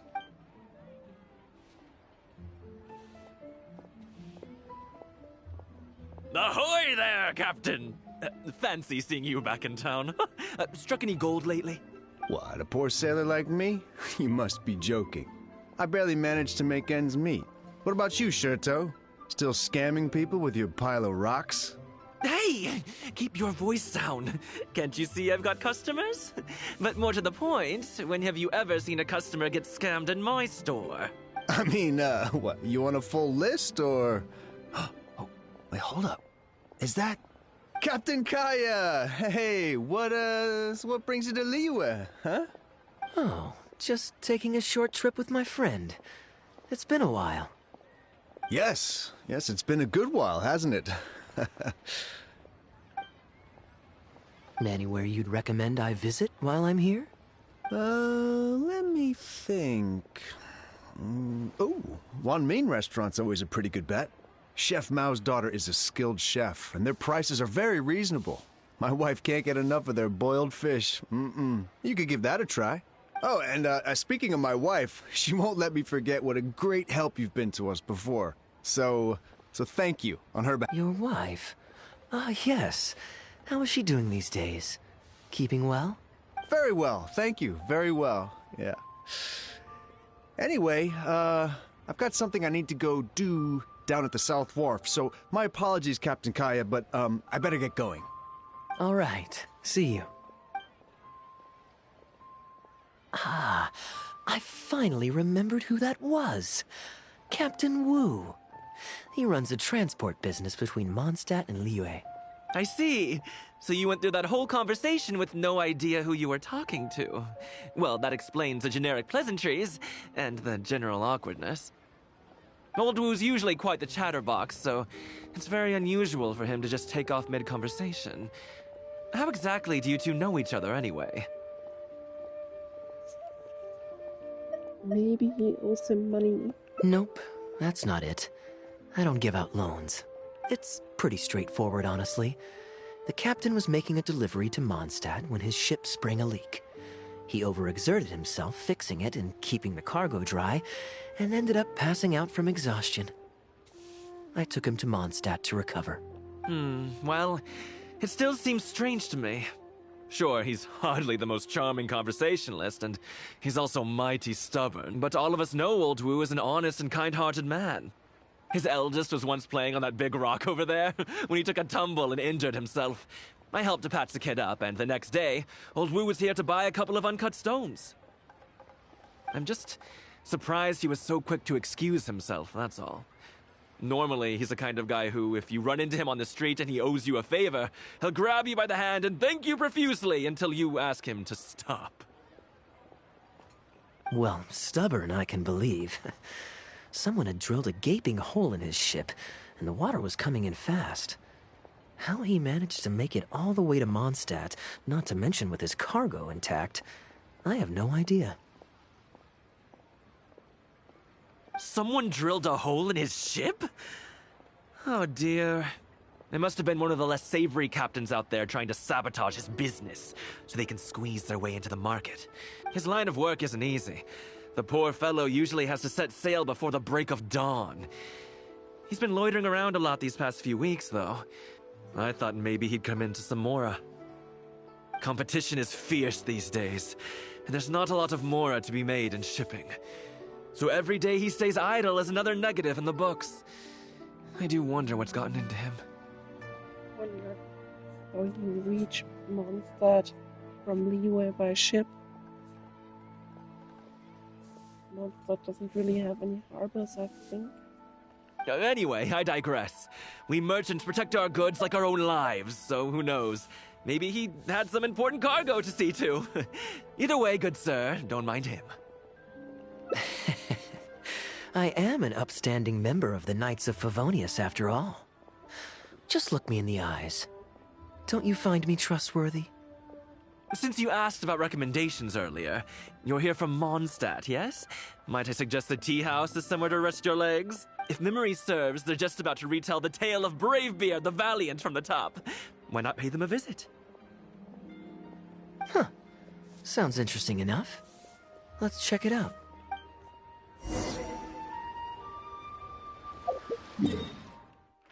So you start here, from this harbor, and then probably need to sail around this area here. I think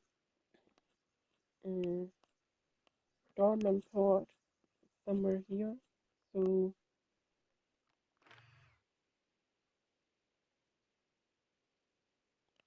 So it's a bad idea. Probably You shouldn't try sailing there by ship.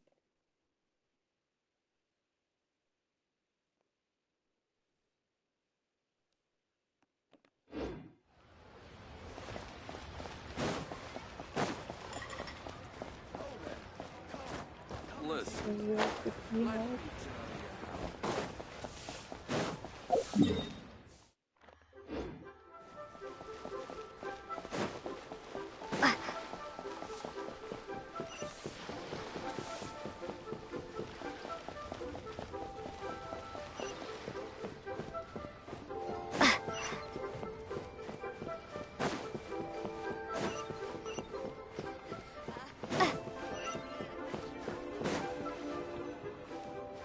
Huh. So this is the He tea house. Ah! We meet again, Captain Kaya. What a coincidence. Why, twice in one day.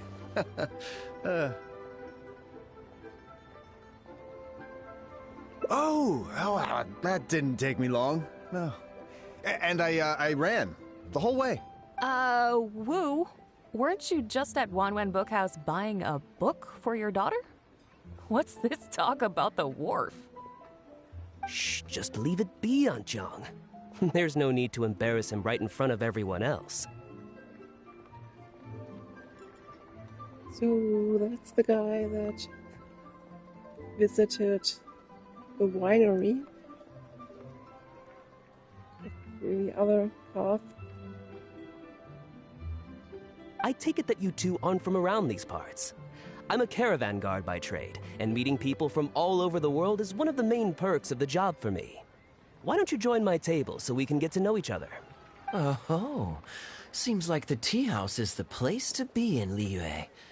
Feels like I'm back in the angel share. Did you manage to get something for your daughter just now, Captain Wu? Yes, thank you. If it weren't for you, Captain Kaya, she might not even have made it into this world. I'm so lost, Wu. What's the story here?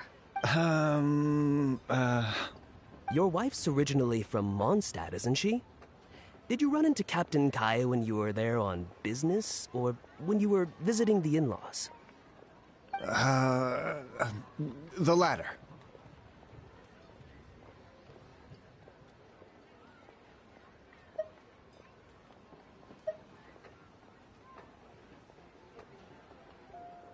Ah, this is so humiliating.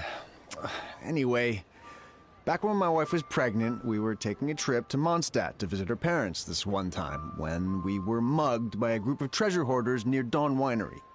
Oh, that sounds awful. Were either of you hurt? I mean, he's still here, and he's still got all his limbs, so they can't have roughed him up too bad. I'm guessing Captain Kaya stepped in before they could do either of you any serious harm, huh? Yes, he did. Yeah, thankfully he heard my wife crying for help and he drove them away. You know, my wife was injured and quite shaken up by the ordeal, so he took her to the winery and asked them to look after her. So what happened to you? Where did you disappear to? I was in the water. Huh? What did you jump in the water for?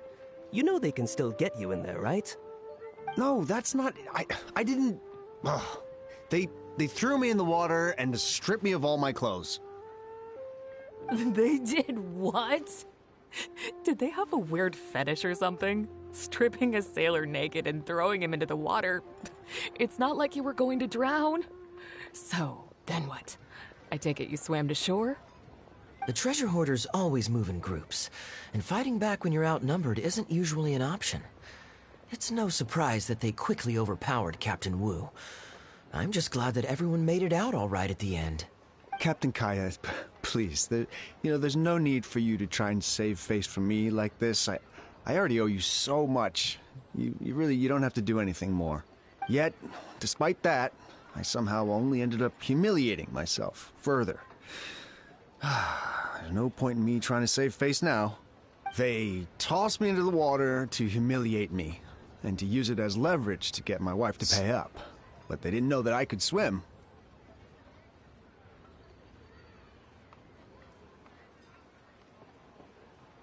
And what I'd intended was to pretend to drown, then sneak back onto the shore while they weren't looking and find a way to rescue my wife.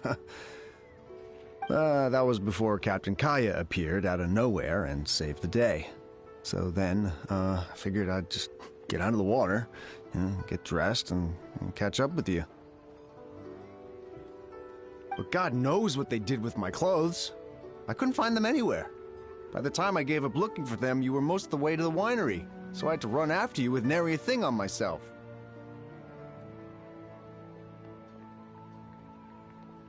Outrageous!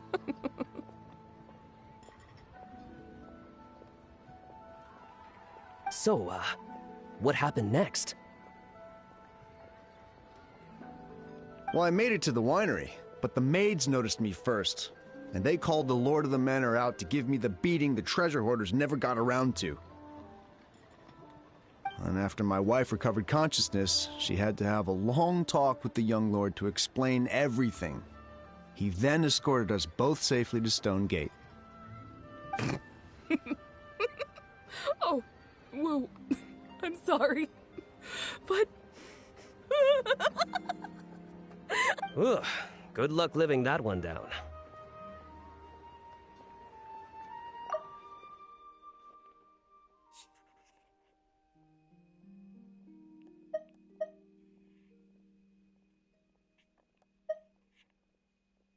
I mean, it isn't that bad, I guess. That humiliating for him. Yeah, well, trust me, I know. My wife never lets me forget. I'm sorry, Captain. I wasn't intending to share that story. That's fine. It's my own fault for thinking I could sweep it under the carpet and forget about it. I don't know if I can ever repay you for all that you've done. That's why I get so embarrassed every time I run into you.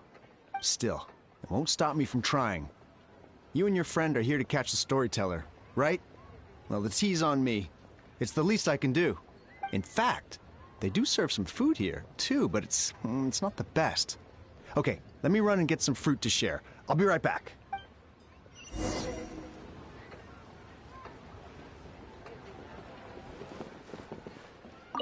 Oh, poor Wu.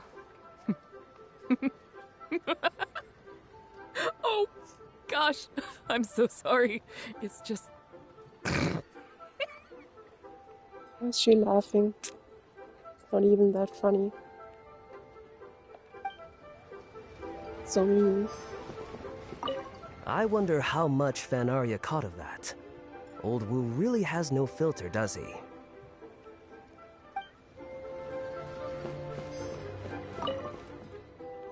He really didn't have to share all the details of that story.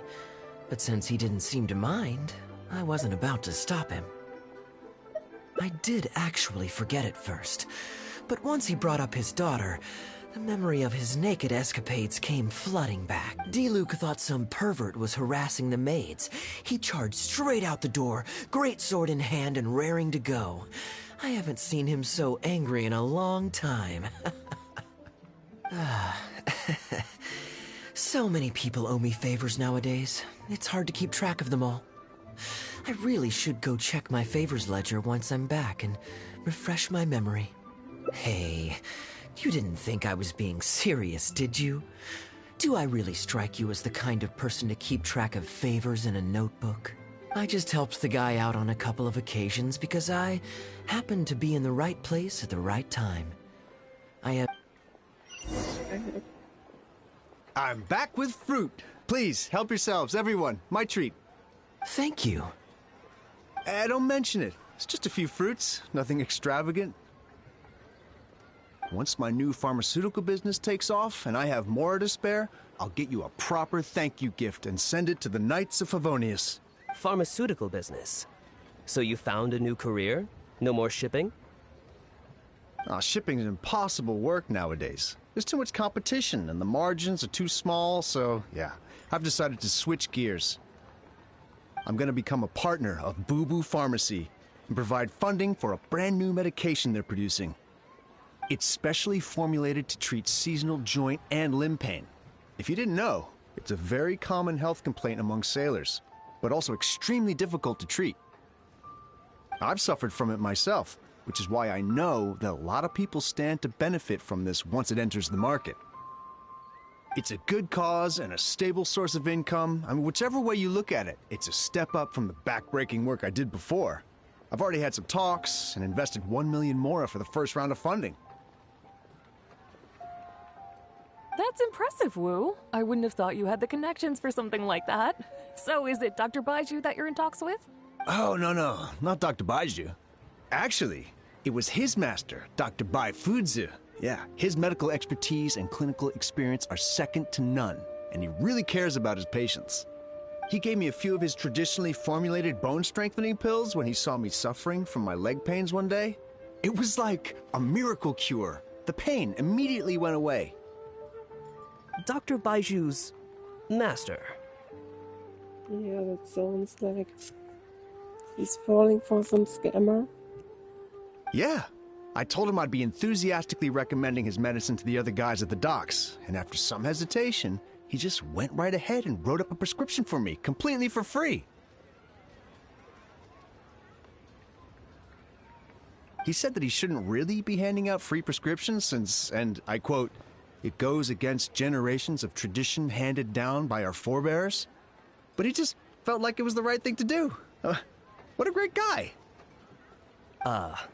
But I got chatting with Dr. Baiju recently when the Secure Transport Agency did a delivery for Boo Boo Pharmacy.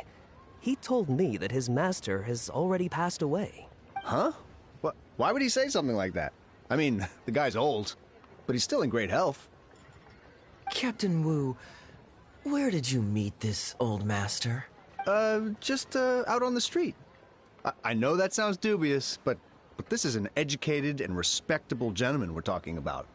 Yeah, there's no faking that. Hold on a second. I just remembered something. My nephew-in-law met a medicine seller not too long ago, too. He also described it as a miracle cure. He spent a lot of mora on it, but when he brought it to Boo Boo Pharmacy, Herbalist Gui took one look and told him he bought nothing but regular painkillers. This Bai Fudzu you met, did he by any chance have a goatee and salt and pepper hair? He did? If I may, Captain Wu, there's a lot of mora involved here. It seems like it would be worth asking this Dr. Baiju about his master, just to set the record straight. You're right, Captain Kaya. A quick trip to Boo Boo Pharmacy, and I can get Dr. Baiju to clear all this up. I'm sure it's all... I mean, hopefully it's all, fine? Yeah, it's a scam. He left in a hurry. He must be stressed out of his mind right now. Hey, let him deal with this, okay? No point in you stressing yourself out, too. Fraud or not, it's up to Captain Wu to figure out exactly who he's gotten himself involved with. I'm no Dark Knight hero, or martial arts hero for that matter, and neither are you. Wait, or are you? Now that I think about it, I can see you having a secret double life as a martial arts hero here in Liyue. You certainly have the personality for it. Either way, Liyue has its own rules and regulations. Best to let the Ministry of Civil Affairs deal with this in the proper manner. If a couple of outlanders like us get involved, we might just end up muddying the waters. We came here to enjoy ourselves, remember? We don't want to get our priorities mixed up. Oh, and look at that. The storyteller's taking the stage. It is said that the sky's the limit for the aspirational soul. But alas, for the woes of the world are equally limitless. No such stranger to woes was Huang Guang, a man who, having suffered countless injustices at the hands of his fellow men, forsook them to dwell among the mountains and rivers. Yet fate fortuitous found him when he entered the tutelage of an adeptus and learned many mystical arts from them. Per his master's wishes, he then returned once more to the human world, only this time with a sworn duty to cleanse the land of demons and to see justice done wherever he might tread.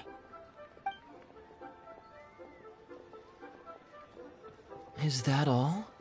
Huh. I was hoping to hear the rest of the story. It was all right. I suppose the hero always has to sacrifice himself to save others, and it does make for some good storytelling, but it leaves you wondering how he really feels about the whole thing. Did he ever have second thoughts? Only he can know, I suppose. I see the show's over. Yeah, oh, I saw Dr. Baiju. Looks like it was a scam after all. Then what are you waiting for? Don't just stand there. You need to report this to the Ministry of Civil Affairs right away. Hold on. Let's not lose our cool. Get your story straight first, so you can give them a clear and detailed account of events in the order that they occurred. And one more thing. Do you still have a way to contact this guy? Well, I'd arranged to meet him at the Genshin Tea House once I've withdrawn the next Samamora, so I suppose he'll still be waiting on that.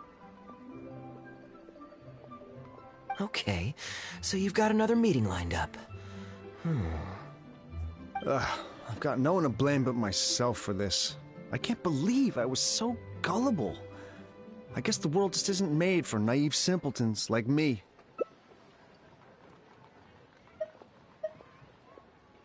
Young lady, you're a good person, and I'm touched by your words of comfort. Still, it's up to me to find a way to get my Mora back. The consequences are mine alone to bear. At my age, I'm sure I should be comforting the young with words of wisdom rather than the other way around. It's obvious, isn't it? He needs to report the case to the Ministry of Civil Affairs. Come with me.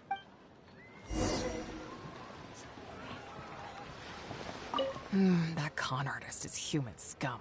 Don't worry, Wu. We'll come with you to the Ministry to report the case. Surely I can get my Mora back. Probably.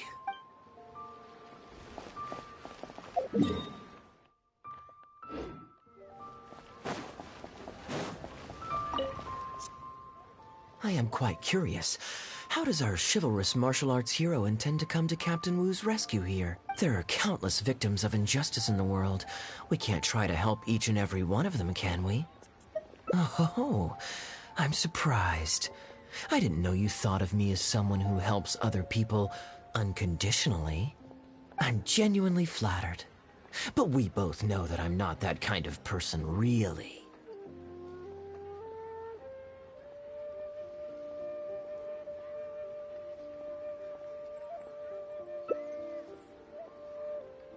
Your logic is very straightforward, and quite endearing in its simplicity.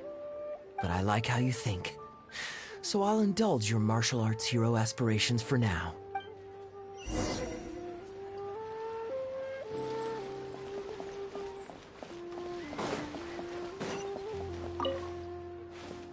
Captain Wu, how would you feel about owing me one more favor? I'm sorry, Captain Kaya? Let's say, hypothetically speaking, I found a way to recover your Mora that would leave the man who defrauded you feeling angry and frustrated, but give him no way to get back at you. If it could be done, and the only cost was owing me yet another favor. What exactly are you getting at? The Traveler here is adamant that you should ask me for another favor. Personally, I blame the storyteller.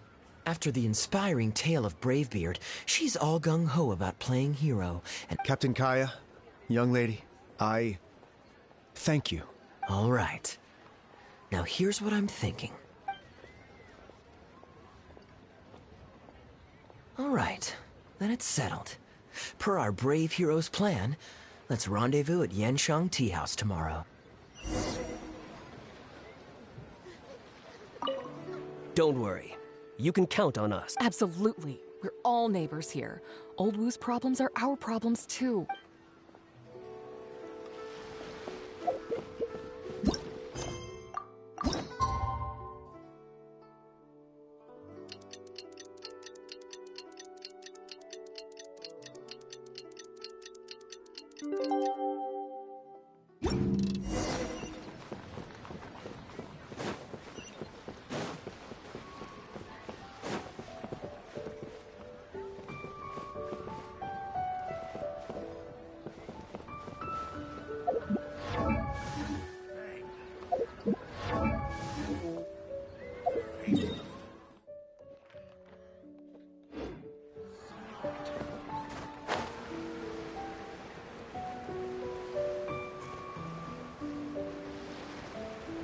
different tea house.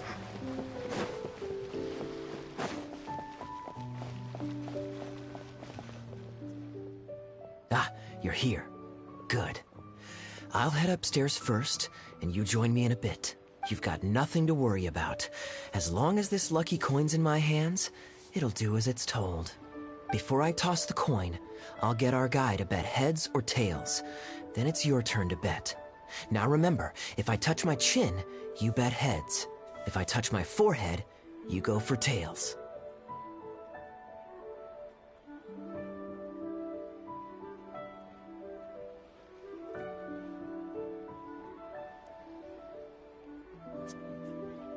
So chin is his heads is his chin and tails is his forehead.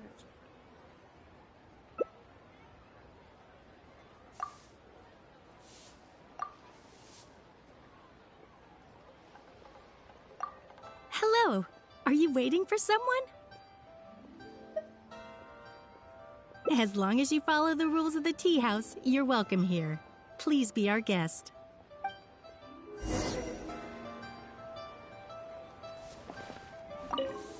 As long as you follow the...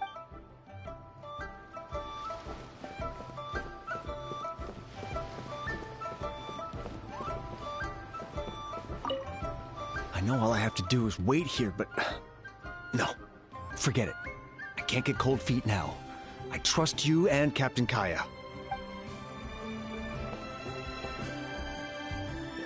This table's taken. This table's taken.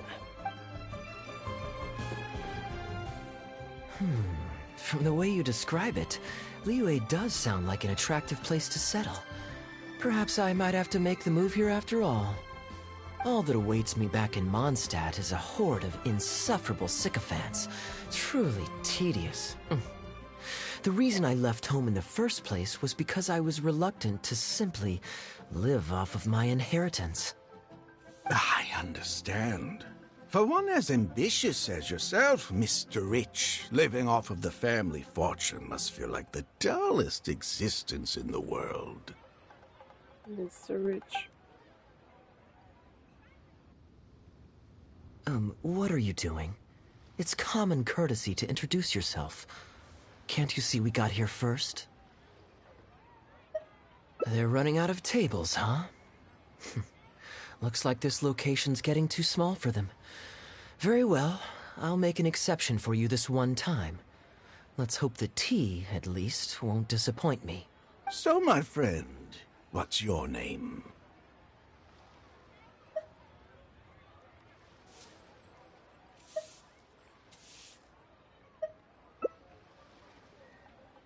Here is the tea that you ordered. Please enjoy.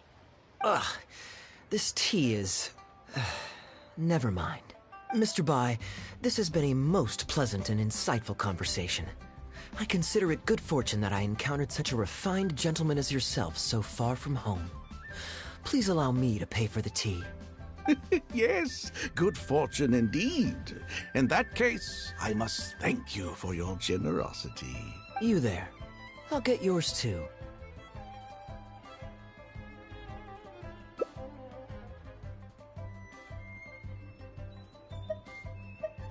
Oh, you can't tell? My family's lived in Mondstadt for generations. I got bored sitting around at home and decided to set off on a journey to expand my horizons. The sights of Liyue Harbor are rather spectacular. I've half a mind to buy a waterfront property here so I can come vacationing every year. That would be quite nice.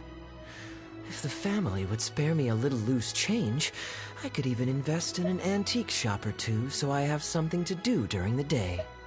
And the point of life is to enjoy yourself. If something makes me happy, it's worth every mora. Mr. Rich, just to clarify, that's quite a large sum of mora as far as the common woman is concerned. It's understandable that our friend over here feels out of her league. The name's Albert. Surname Rich. But only the servants in the house address me as Mr. Rich. Now that we're so well acquainted, Mr. Bai, please just call me Albert. Albert does have a nice ring to it. It is my honor to become friends with someone of your caliber. You flatter me. What say you to acting as my guide during my time in Liyue? I'll pay you handsomely, of course. Naturally, board and lodging would be included. And I could pay you in the region of 50,000 mora per day? No need, my good friend. I shan't be so vulgar as to take your mora. We're both men of character. The pleasure of your ongoing acquaintance shall be ample reward in itself. To join a noble gentleman on his travels is a rare opportunity. Please, let me draft up an exact itinerary. I'll make sure to give you the experience of a lifetime. You there. You're welcome to join us if you want. Which clan did you say you were with? The Hoo-Ha clan or something? Goo-Ha, huh? Strange choice of name. Gotta say, I've been in Liyue for a while now. This is the first I'm hearing of them. I guess they're one of these obscure ones who keep to themselves. Yes, well, there are many martial arts clans and factions in Liyue. It's only natural that you haven't become acquainted with all of them. Ha, fair enough. Still, weird name. Bet they have some even weirder practices. Seriously, though, what kind of skills do you guys train anyway? It's all for show, right? I saw some people performing a few tricks down at the wharf. Is it that kind of thing?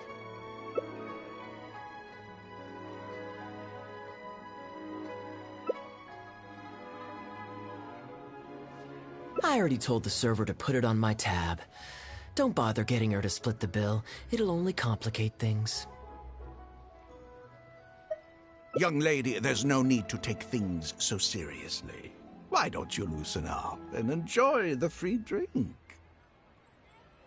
Are you trying to make a point by throwing my generosity back in my face? All right then. What if I say your bill is mine and don't let you pay? Please, my friends, let's not get so worked up. Yinchang Tea House is no venue for a duel. We'll all get escorted right out the door. You young people have hot tempers, I understand that. But there's no need to come to blows over a few words taken to heart when there are far more diplomatic ways to resolve the dispute. Did I hear that right? So you'll only pay for yourself if you win, but I'll get the check for the three of us if you lose. It's not that I care about the mora. After all, I offered to pay for everyone's drinks in the first place. No, what I find truly absurd is your refusal to play fair.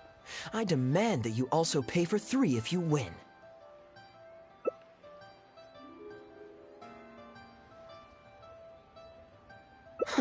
Fine. You can have your apology if you win, but on one condition. We'll do the best of three, and the winner pays for the table. Well, as long as you're no longer raring to fight, peace begets wealth, as the elders used to say. Why do you join us, Mr. Bai? Let's entertain this gal for a sec. We don't want her to think you're stingy. But I wasn't even a part of your argument. What are you trying to say, Mr. Bai? Whose side are you on here? Of course, I'm on, And anyway, it's no big deal if you win. It's just a few cups of tea after all, so you can just take it from your fees as my guide. All right then. I suppose it's not all that different from the dice gambling games I used to play in my youth. If it's just for a few drinks, you can count me in. All right, now we're talking. Okay, now that we've agreed on the rules, how should we do this coin toss? After all, a mora coin looks the same on both sides. Well, that should be simple enough. Here, I'll take this coin and ask the counter to draw a line on one side. You two... Young lady, I can see that you haven't spent many years in the real world. You take everything far too personally. I, too, only met this Mondstadt millionaire by complete chance today, but we're getting along just fine. I actually came here to meet with a business partner to count the cash from 2 recent investments, when this gentleman struck up a conversation with me. In the real world, you've got to keep up appearances. There's no need to offend the rich. After all, if you keep them happy, you can probably make some more off of them, too. You young people are much too impulsive. Just so we're clear, let's say the marked side is heads and the unmarked side is tails. Everyone has to pick a side before the coin toss. Oh, and no takebacks. We should also take turns tossing the coin. Sounds fair to me. Why don't you do the first toss, Albert? All right, then, I'll start us off. Here we... Oh, wait. I nearly forgot to collect everyone's bets. Mr. Bai, heads or tails? I suppose the choice is arbitrary since it's a 50-50 chance. I'll go with tails. Let me think. I'll also go with tails. What about you? Heads or tails?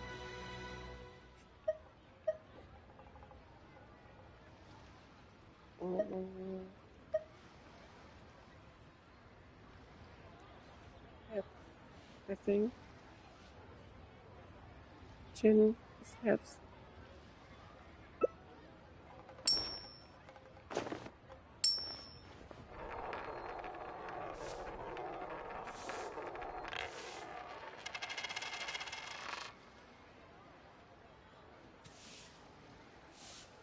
Oh, darn, I won. Lucky me, I guess. I won as well. Guess there might be a formal apology in the cards after all. I have a suggestion. If one of us loses twice in a row, they should get knocked out while the other 2 carry on playing to decide the winner. Otherwise, with 3 of us playing, it'll start to get difficult to keep track of who's won the most times. I flipped the coin last time, so why don't you go next? I don't want you blaming my coin-tossing skills if you guess wrong this turn. Now just wait a second, my dear friends. Please let me do the second toss. Oh? Anxious to take your turn, Mr. Bai? You are both young, and I've already seen your short tempers for myself. If Albert loses this round and this young lady wins, you'll be tied. And before you know it, you'll be at each other's throats again. Well, that's not my only consideration, either. You two may be too young to know this, but I've been around the block a few times. What's to say this isn't a trick coin? In dice games, people use all sorts of methods to rig the game. Some even fit the dice with mechanisms that give them whichever result they want. If Albert wins the next round, and you, young lady, lose for the 2nd time in a row, then the 3rd round will just be a tiebreaker between him and me, and you won't get your apology to the Guhua clan. If that happens, only for you to then find out that the coin was rigged all along, you're sure to accuse me of working with Albert to scam you while mocking the Guhua clan. I can only imagine the kind of vengeful warpath that would put you on. A purely hypothetical scenario, of course, but one that I'm bringing up now to avoid any misunderstanding further down the road. Go on. Give me the coin. I'll show you how to check if it's been rigged. Very diligent of you indeed, Mr. Bai. Looks like I chose the right person to be my guide. Here, take it. A rigged coin will always be a little heavier than a normal coin, you see. Yeah, this one seems perfectly normal to me, however. But don't take it from me. Why don't you test it for yourself? What's your bet this time, Mr. Bai? I'll stick with tails. Tails, huh? Well, you seem to have a feel for this, so I guess I'll match your bet again this round. Tails it is. And you? Heads.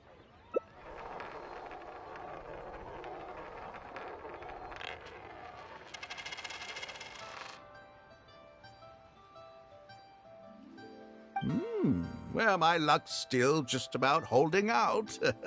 The three of us are now tied, so no one drops out.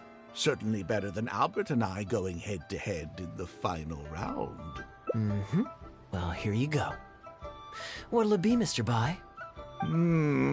It's a tough decision this time.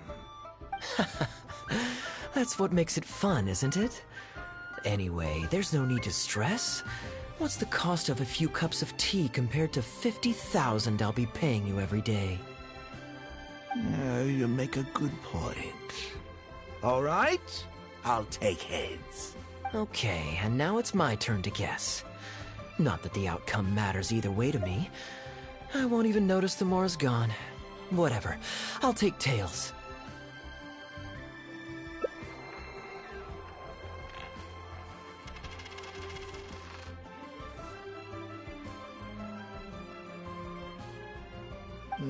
Why did it have to be heads? This whole thing started because you two got into a spat, and now I'm the one that has to foot the bill. What say you to another round? Sure, why not? I'm having fun. I can go for as many rounds as you want.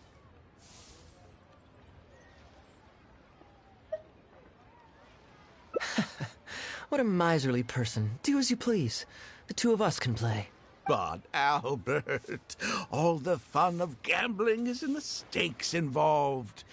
What say you to throwing a little loose change into the pot? Oh, come on now. No need to walk on eggshells here. Let's keep it simple, shall we? If you guess right, I pick up the tab. But if you guess wrong, I'm afraid it's still on you. Sure. Well, here's the coin. You can toss first. I'll take heads. I'll choose... Wouldn't it defeat the whole purpose of betting if you guessed the same as me? This is a two-person game now.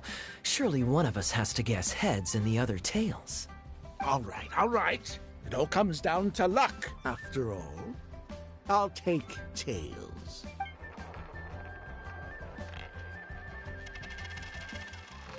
Ooh, looks like Rex Lapis has smiled upon me today after all.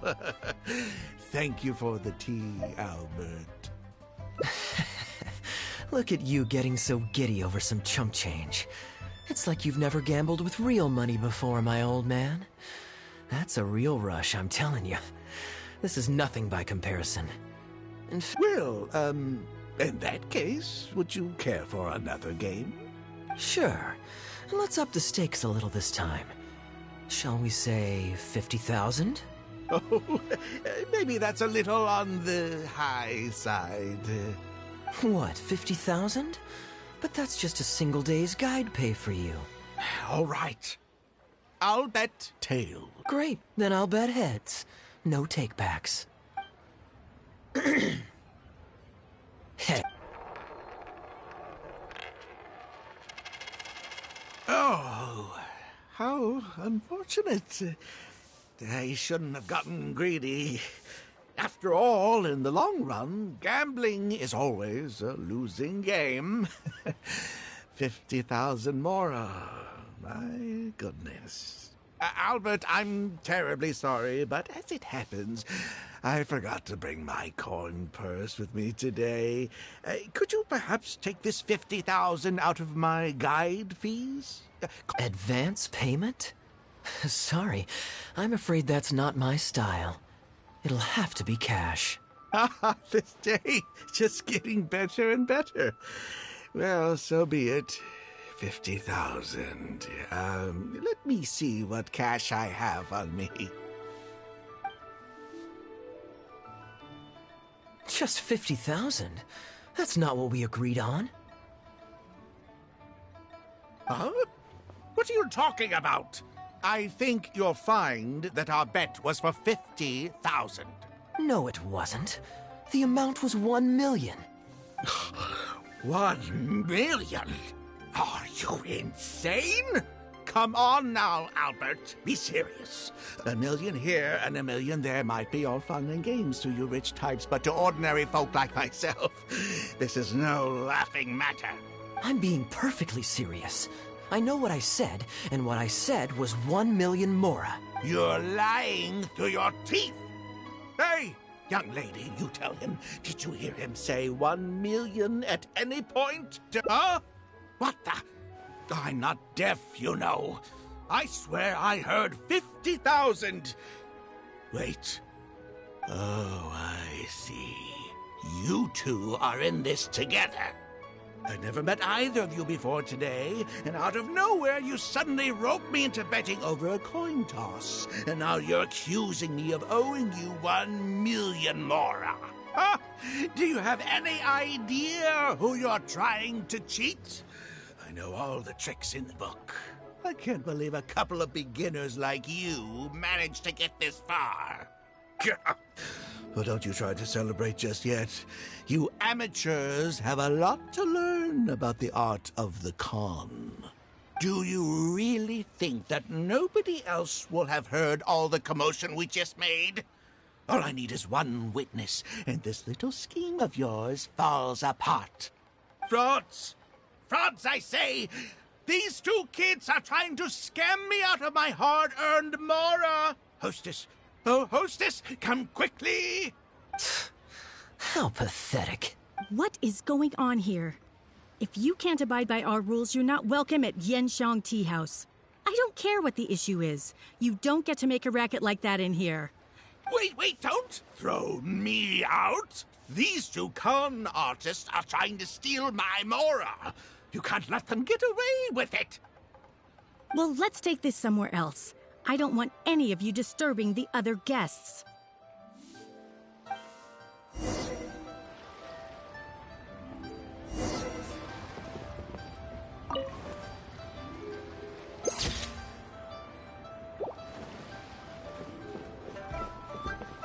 This table's... Okay, you two. Care to explain yourselves? Gladly. He's making up completely spurious claims.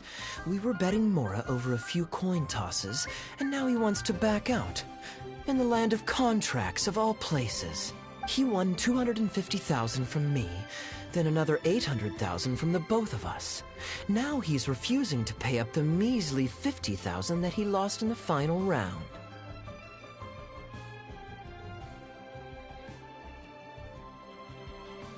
Okay, so after settling up, a total of 1 million mora should have changed hands. Sounds plausible enough. Oh, it's a complete pack of lies! Hostess, if you don't believe me, ask anyone else in the tea house. These kids were so loud, I guarantee you everybody in that room knows the true story. Sorry to interrupt you all, but you're witnesses to the situation here. Is what Mr. Bai says true? Oh, thank goodness you're finally here. What took you so long? That old guy's been bragging about the mora he's won so loudly, I'm surprised the whole street didn't hear him. I was about to report him to the Ministry of Civil Affairs. Leave me out of this. I want nothing to do with gamblers and scammers. Please, just bring me my check. Our new owner laid down the law not too long ago. We turn a blind eye towards casual games of dice, but there is zero tolerance for any explicit gambling with real mora.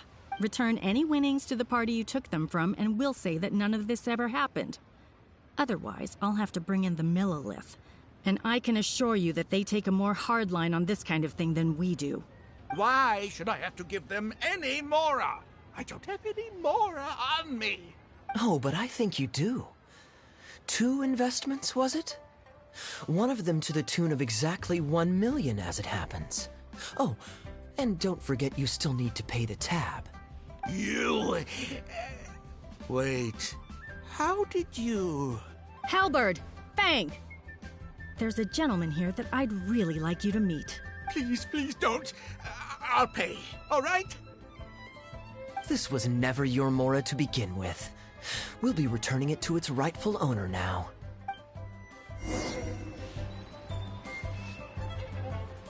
We can't have this discussion in front of the other customers. Please, step outside.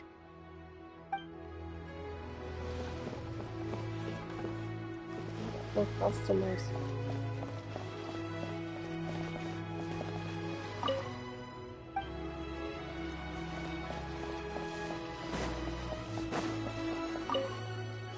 What did you think, Captain Wu? Could you hear clearly from your corner on the second floor? Yes, everything!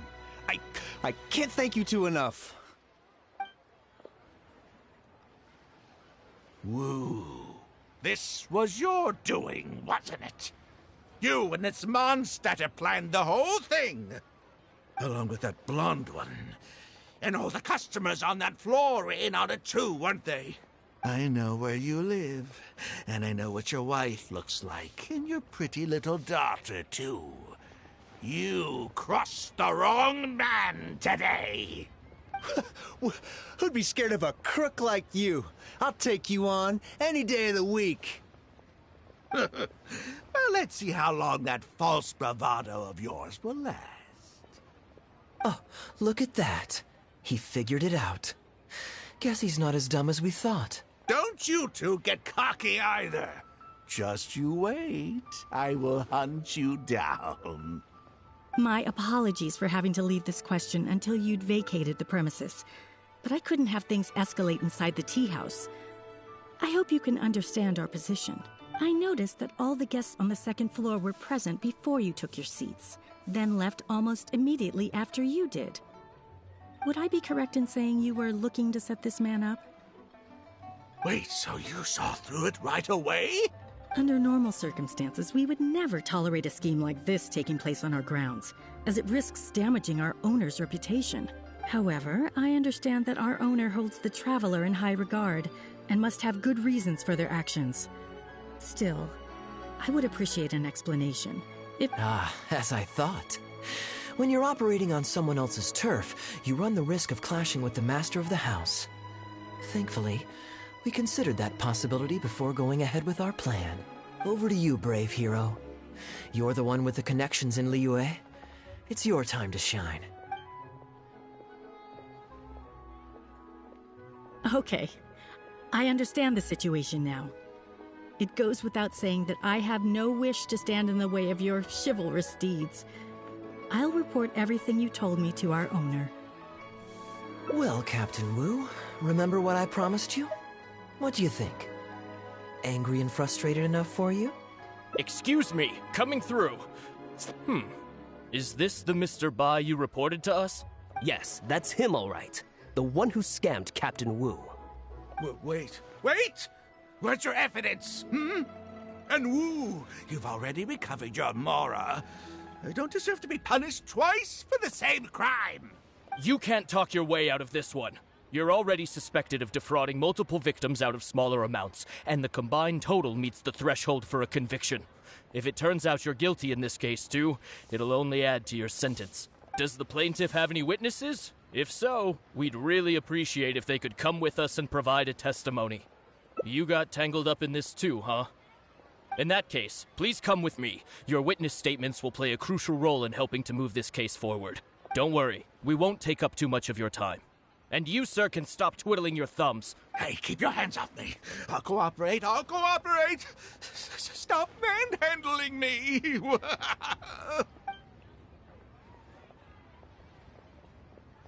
Thank you so much, the both of you. I really don't know how I could ever begin to repay you. Well, I have an idea. We originally came here to do some sightseeing. Anywhere you'd recommend we go before the end of our trip? Let me think. Now, where would I want to go? Sounds fun to me. Let's go. Over.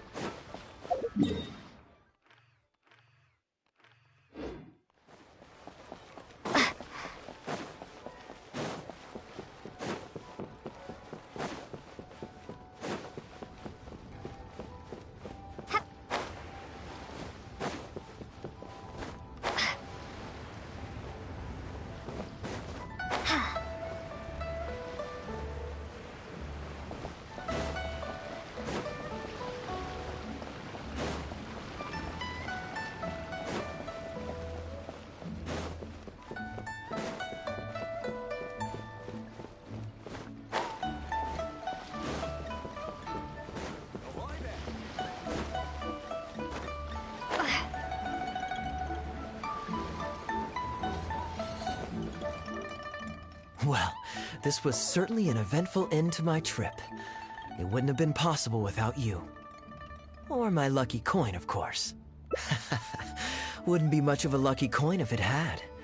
Besides, I already taught you how to become attuned to it.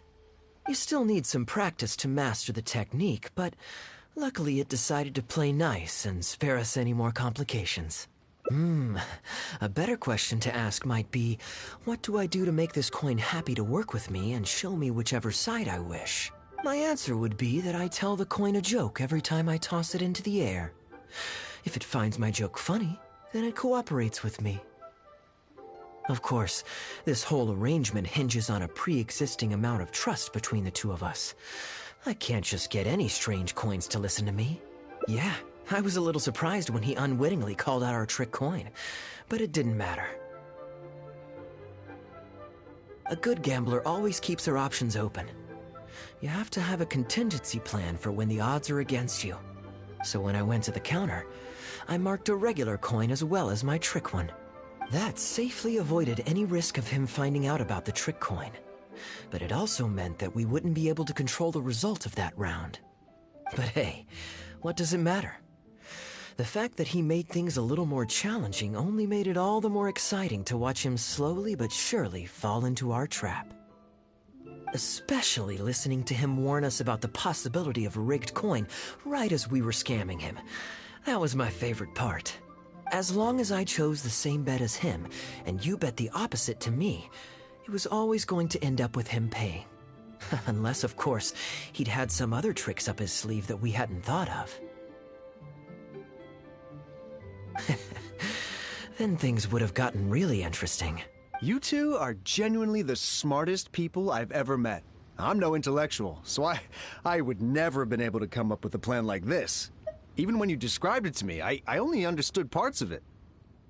Well, I may not be the smartest guy around, but one thing I do know is this. One should always return tenfold the help that they've received from others.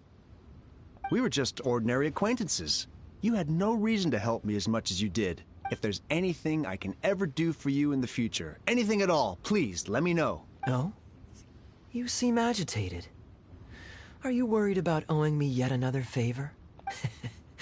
There are two kinds of people who owe me favors. One is my friends, and the other my informants. My informants have to fulfill whatever requests I make of them, no questions asked. Ah, and you're torn again. Too afraid to ask to be my friend, but also daunted by the dangers inherent in becoming my informant. Well, it's okay, because I just thought of a fun and easy way to get us out of this impasse. Let's do a coin toss. This is the regular coin I prepared for the contingency plan when I was borrowing a pen from the bar. Not the lucky one that does what I tell it to. If it's heads, we're friends. But if it's tails, you're at my beck and call. May the Lord of Geo decide. So? Was it heads or tails? What do you think? What does your heart tell you? Oh, I understand now. You have my most sincere gratitude. No, that's a little too formal. What I'm trying to say is, here, your fishing rods, my friends.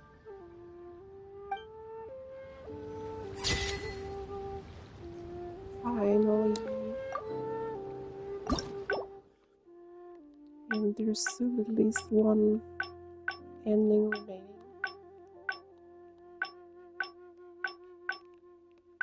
And where we stay in Sumeru, probably.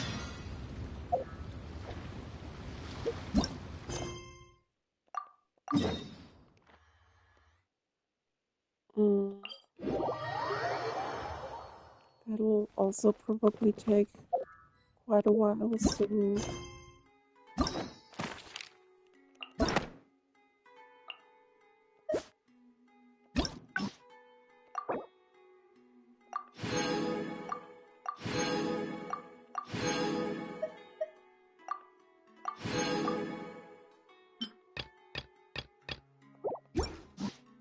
So I guess I will end the stream now.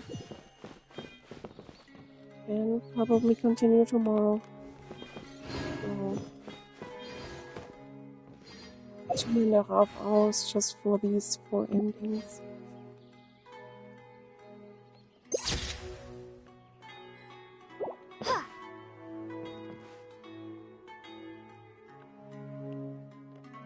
Ending now.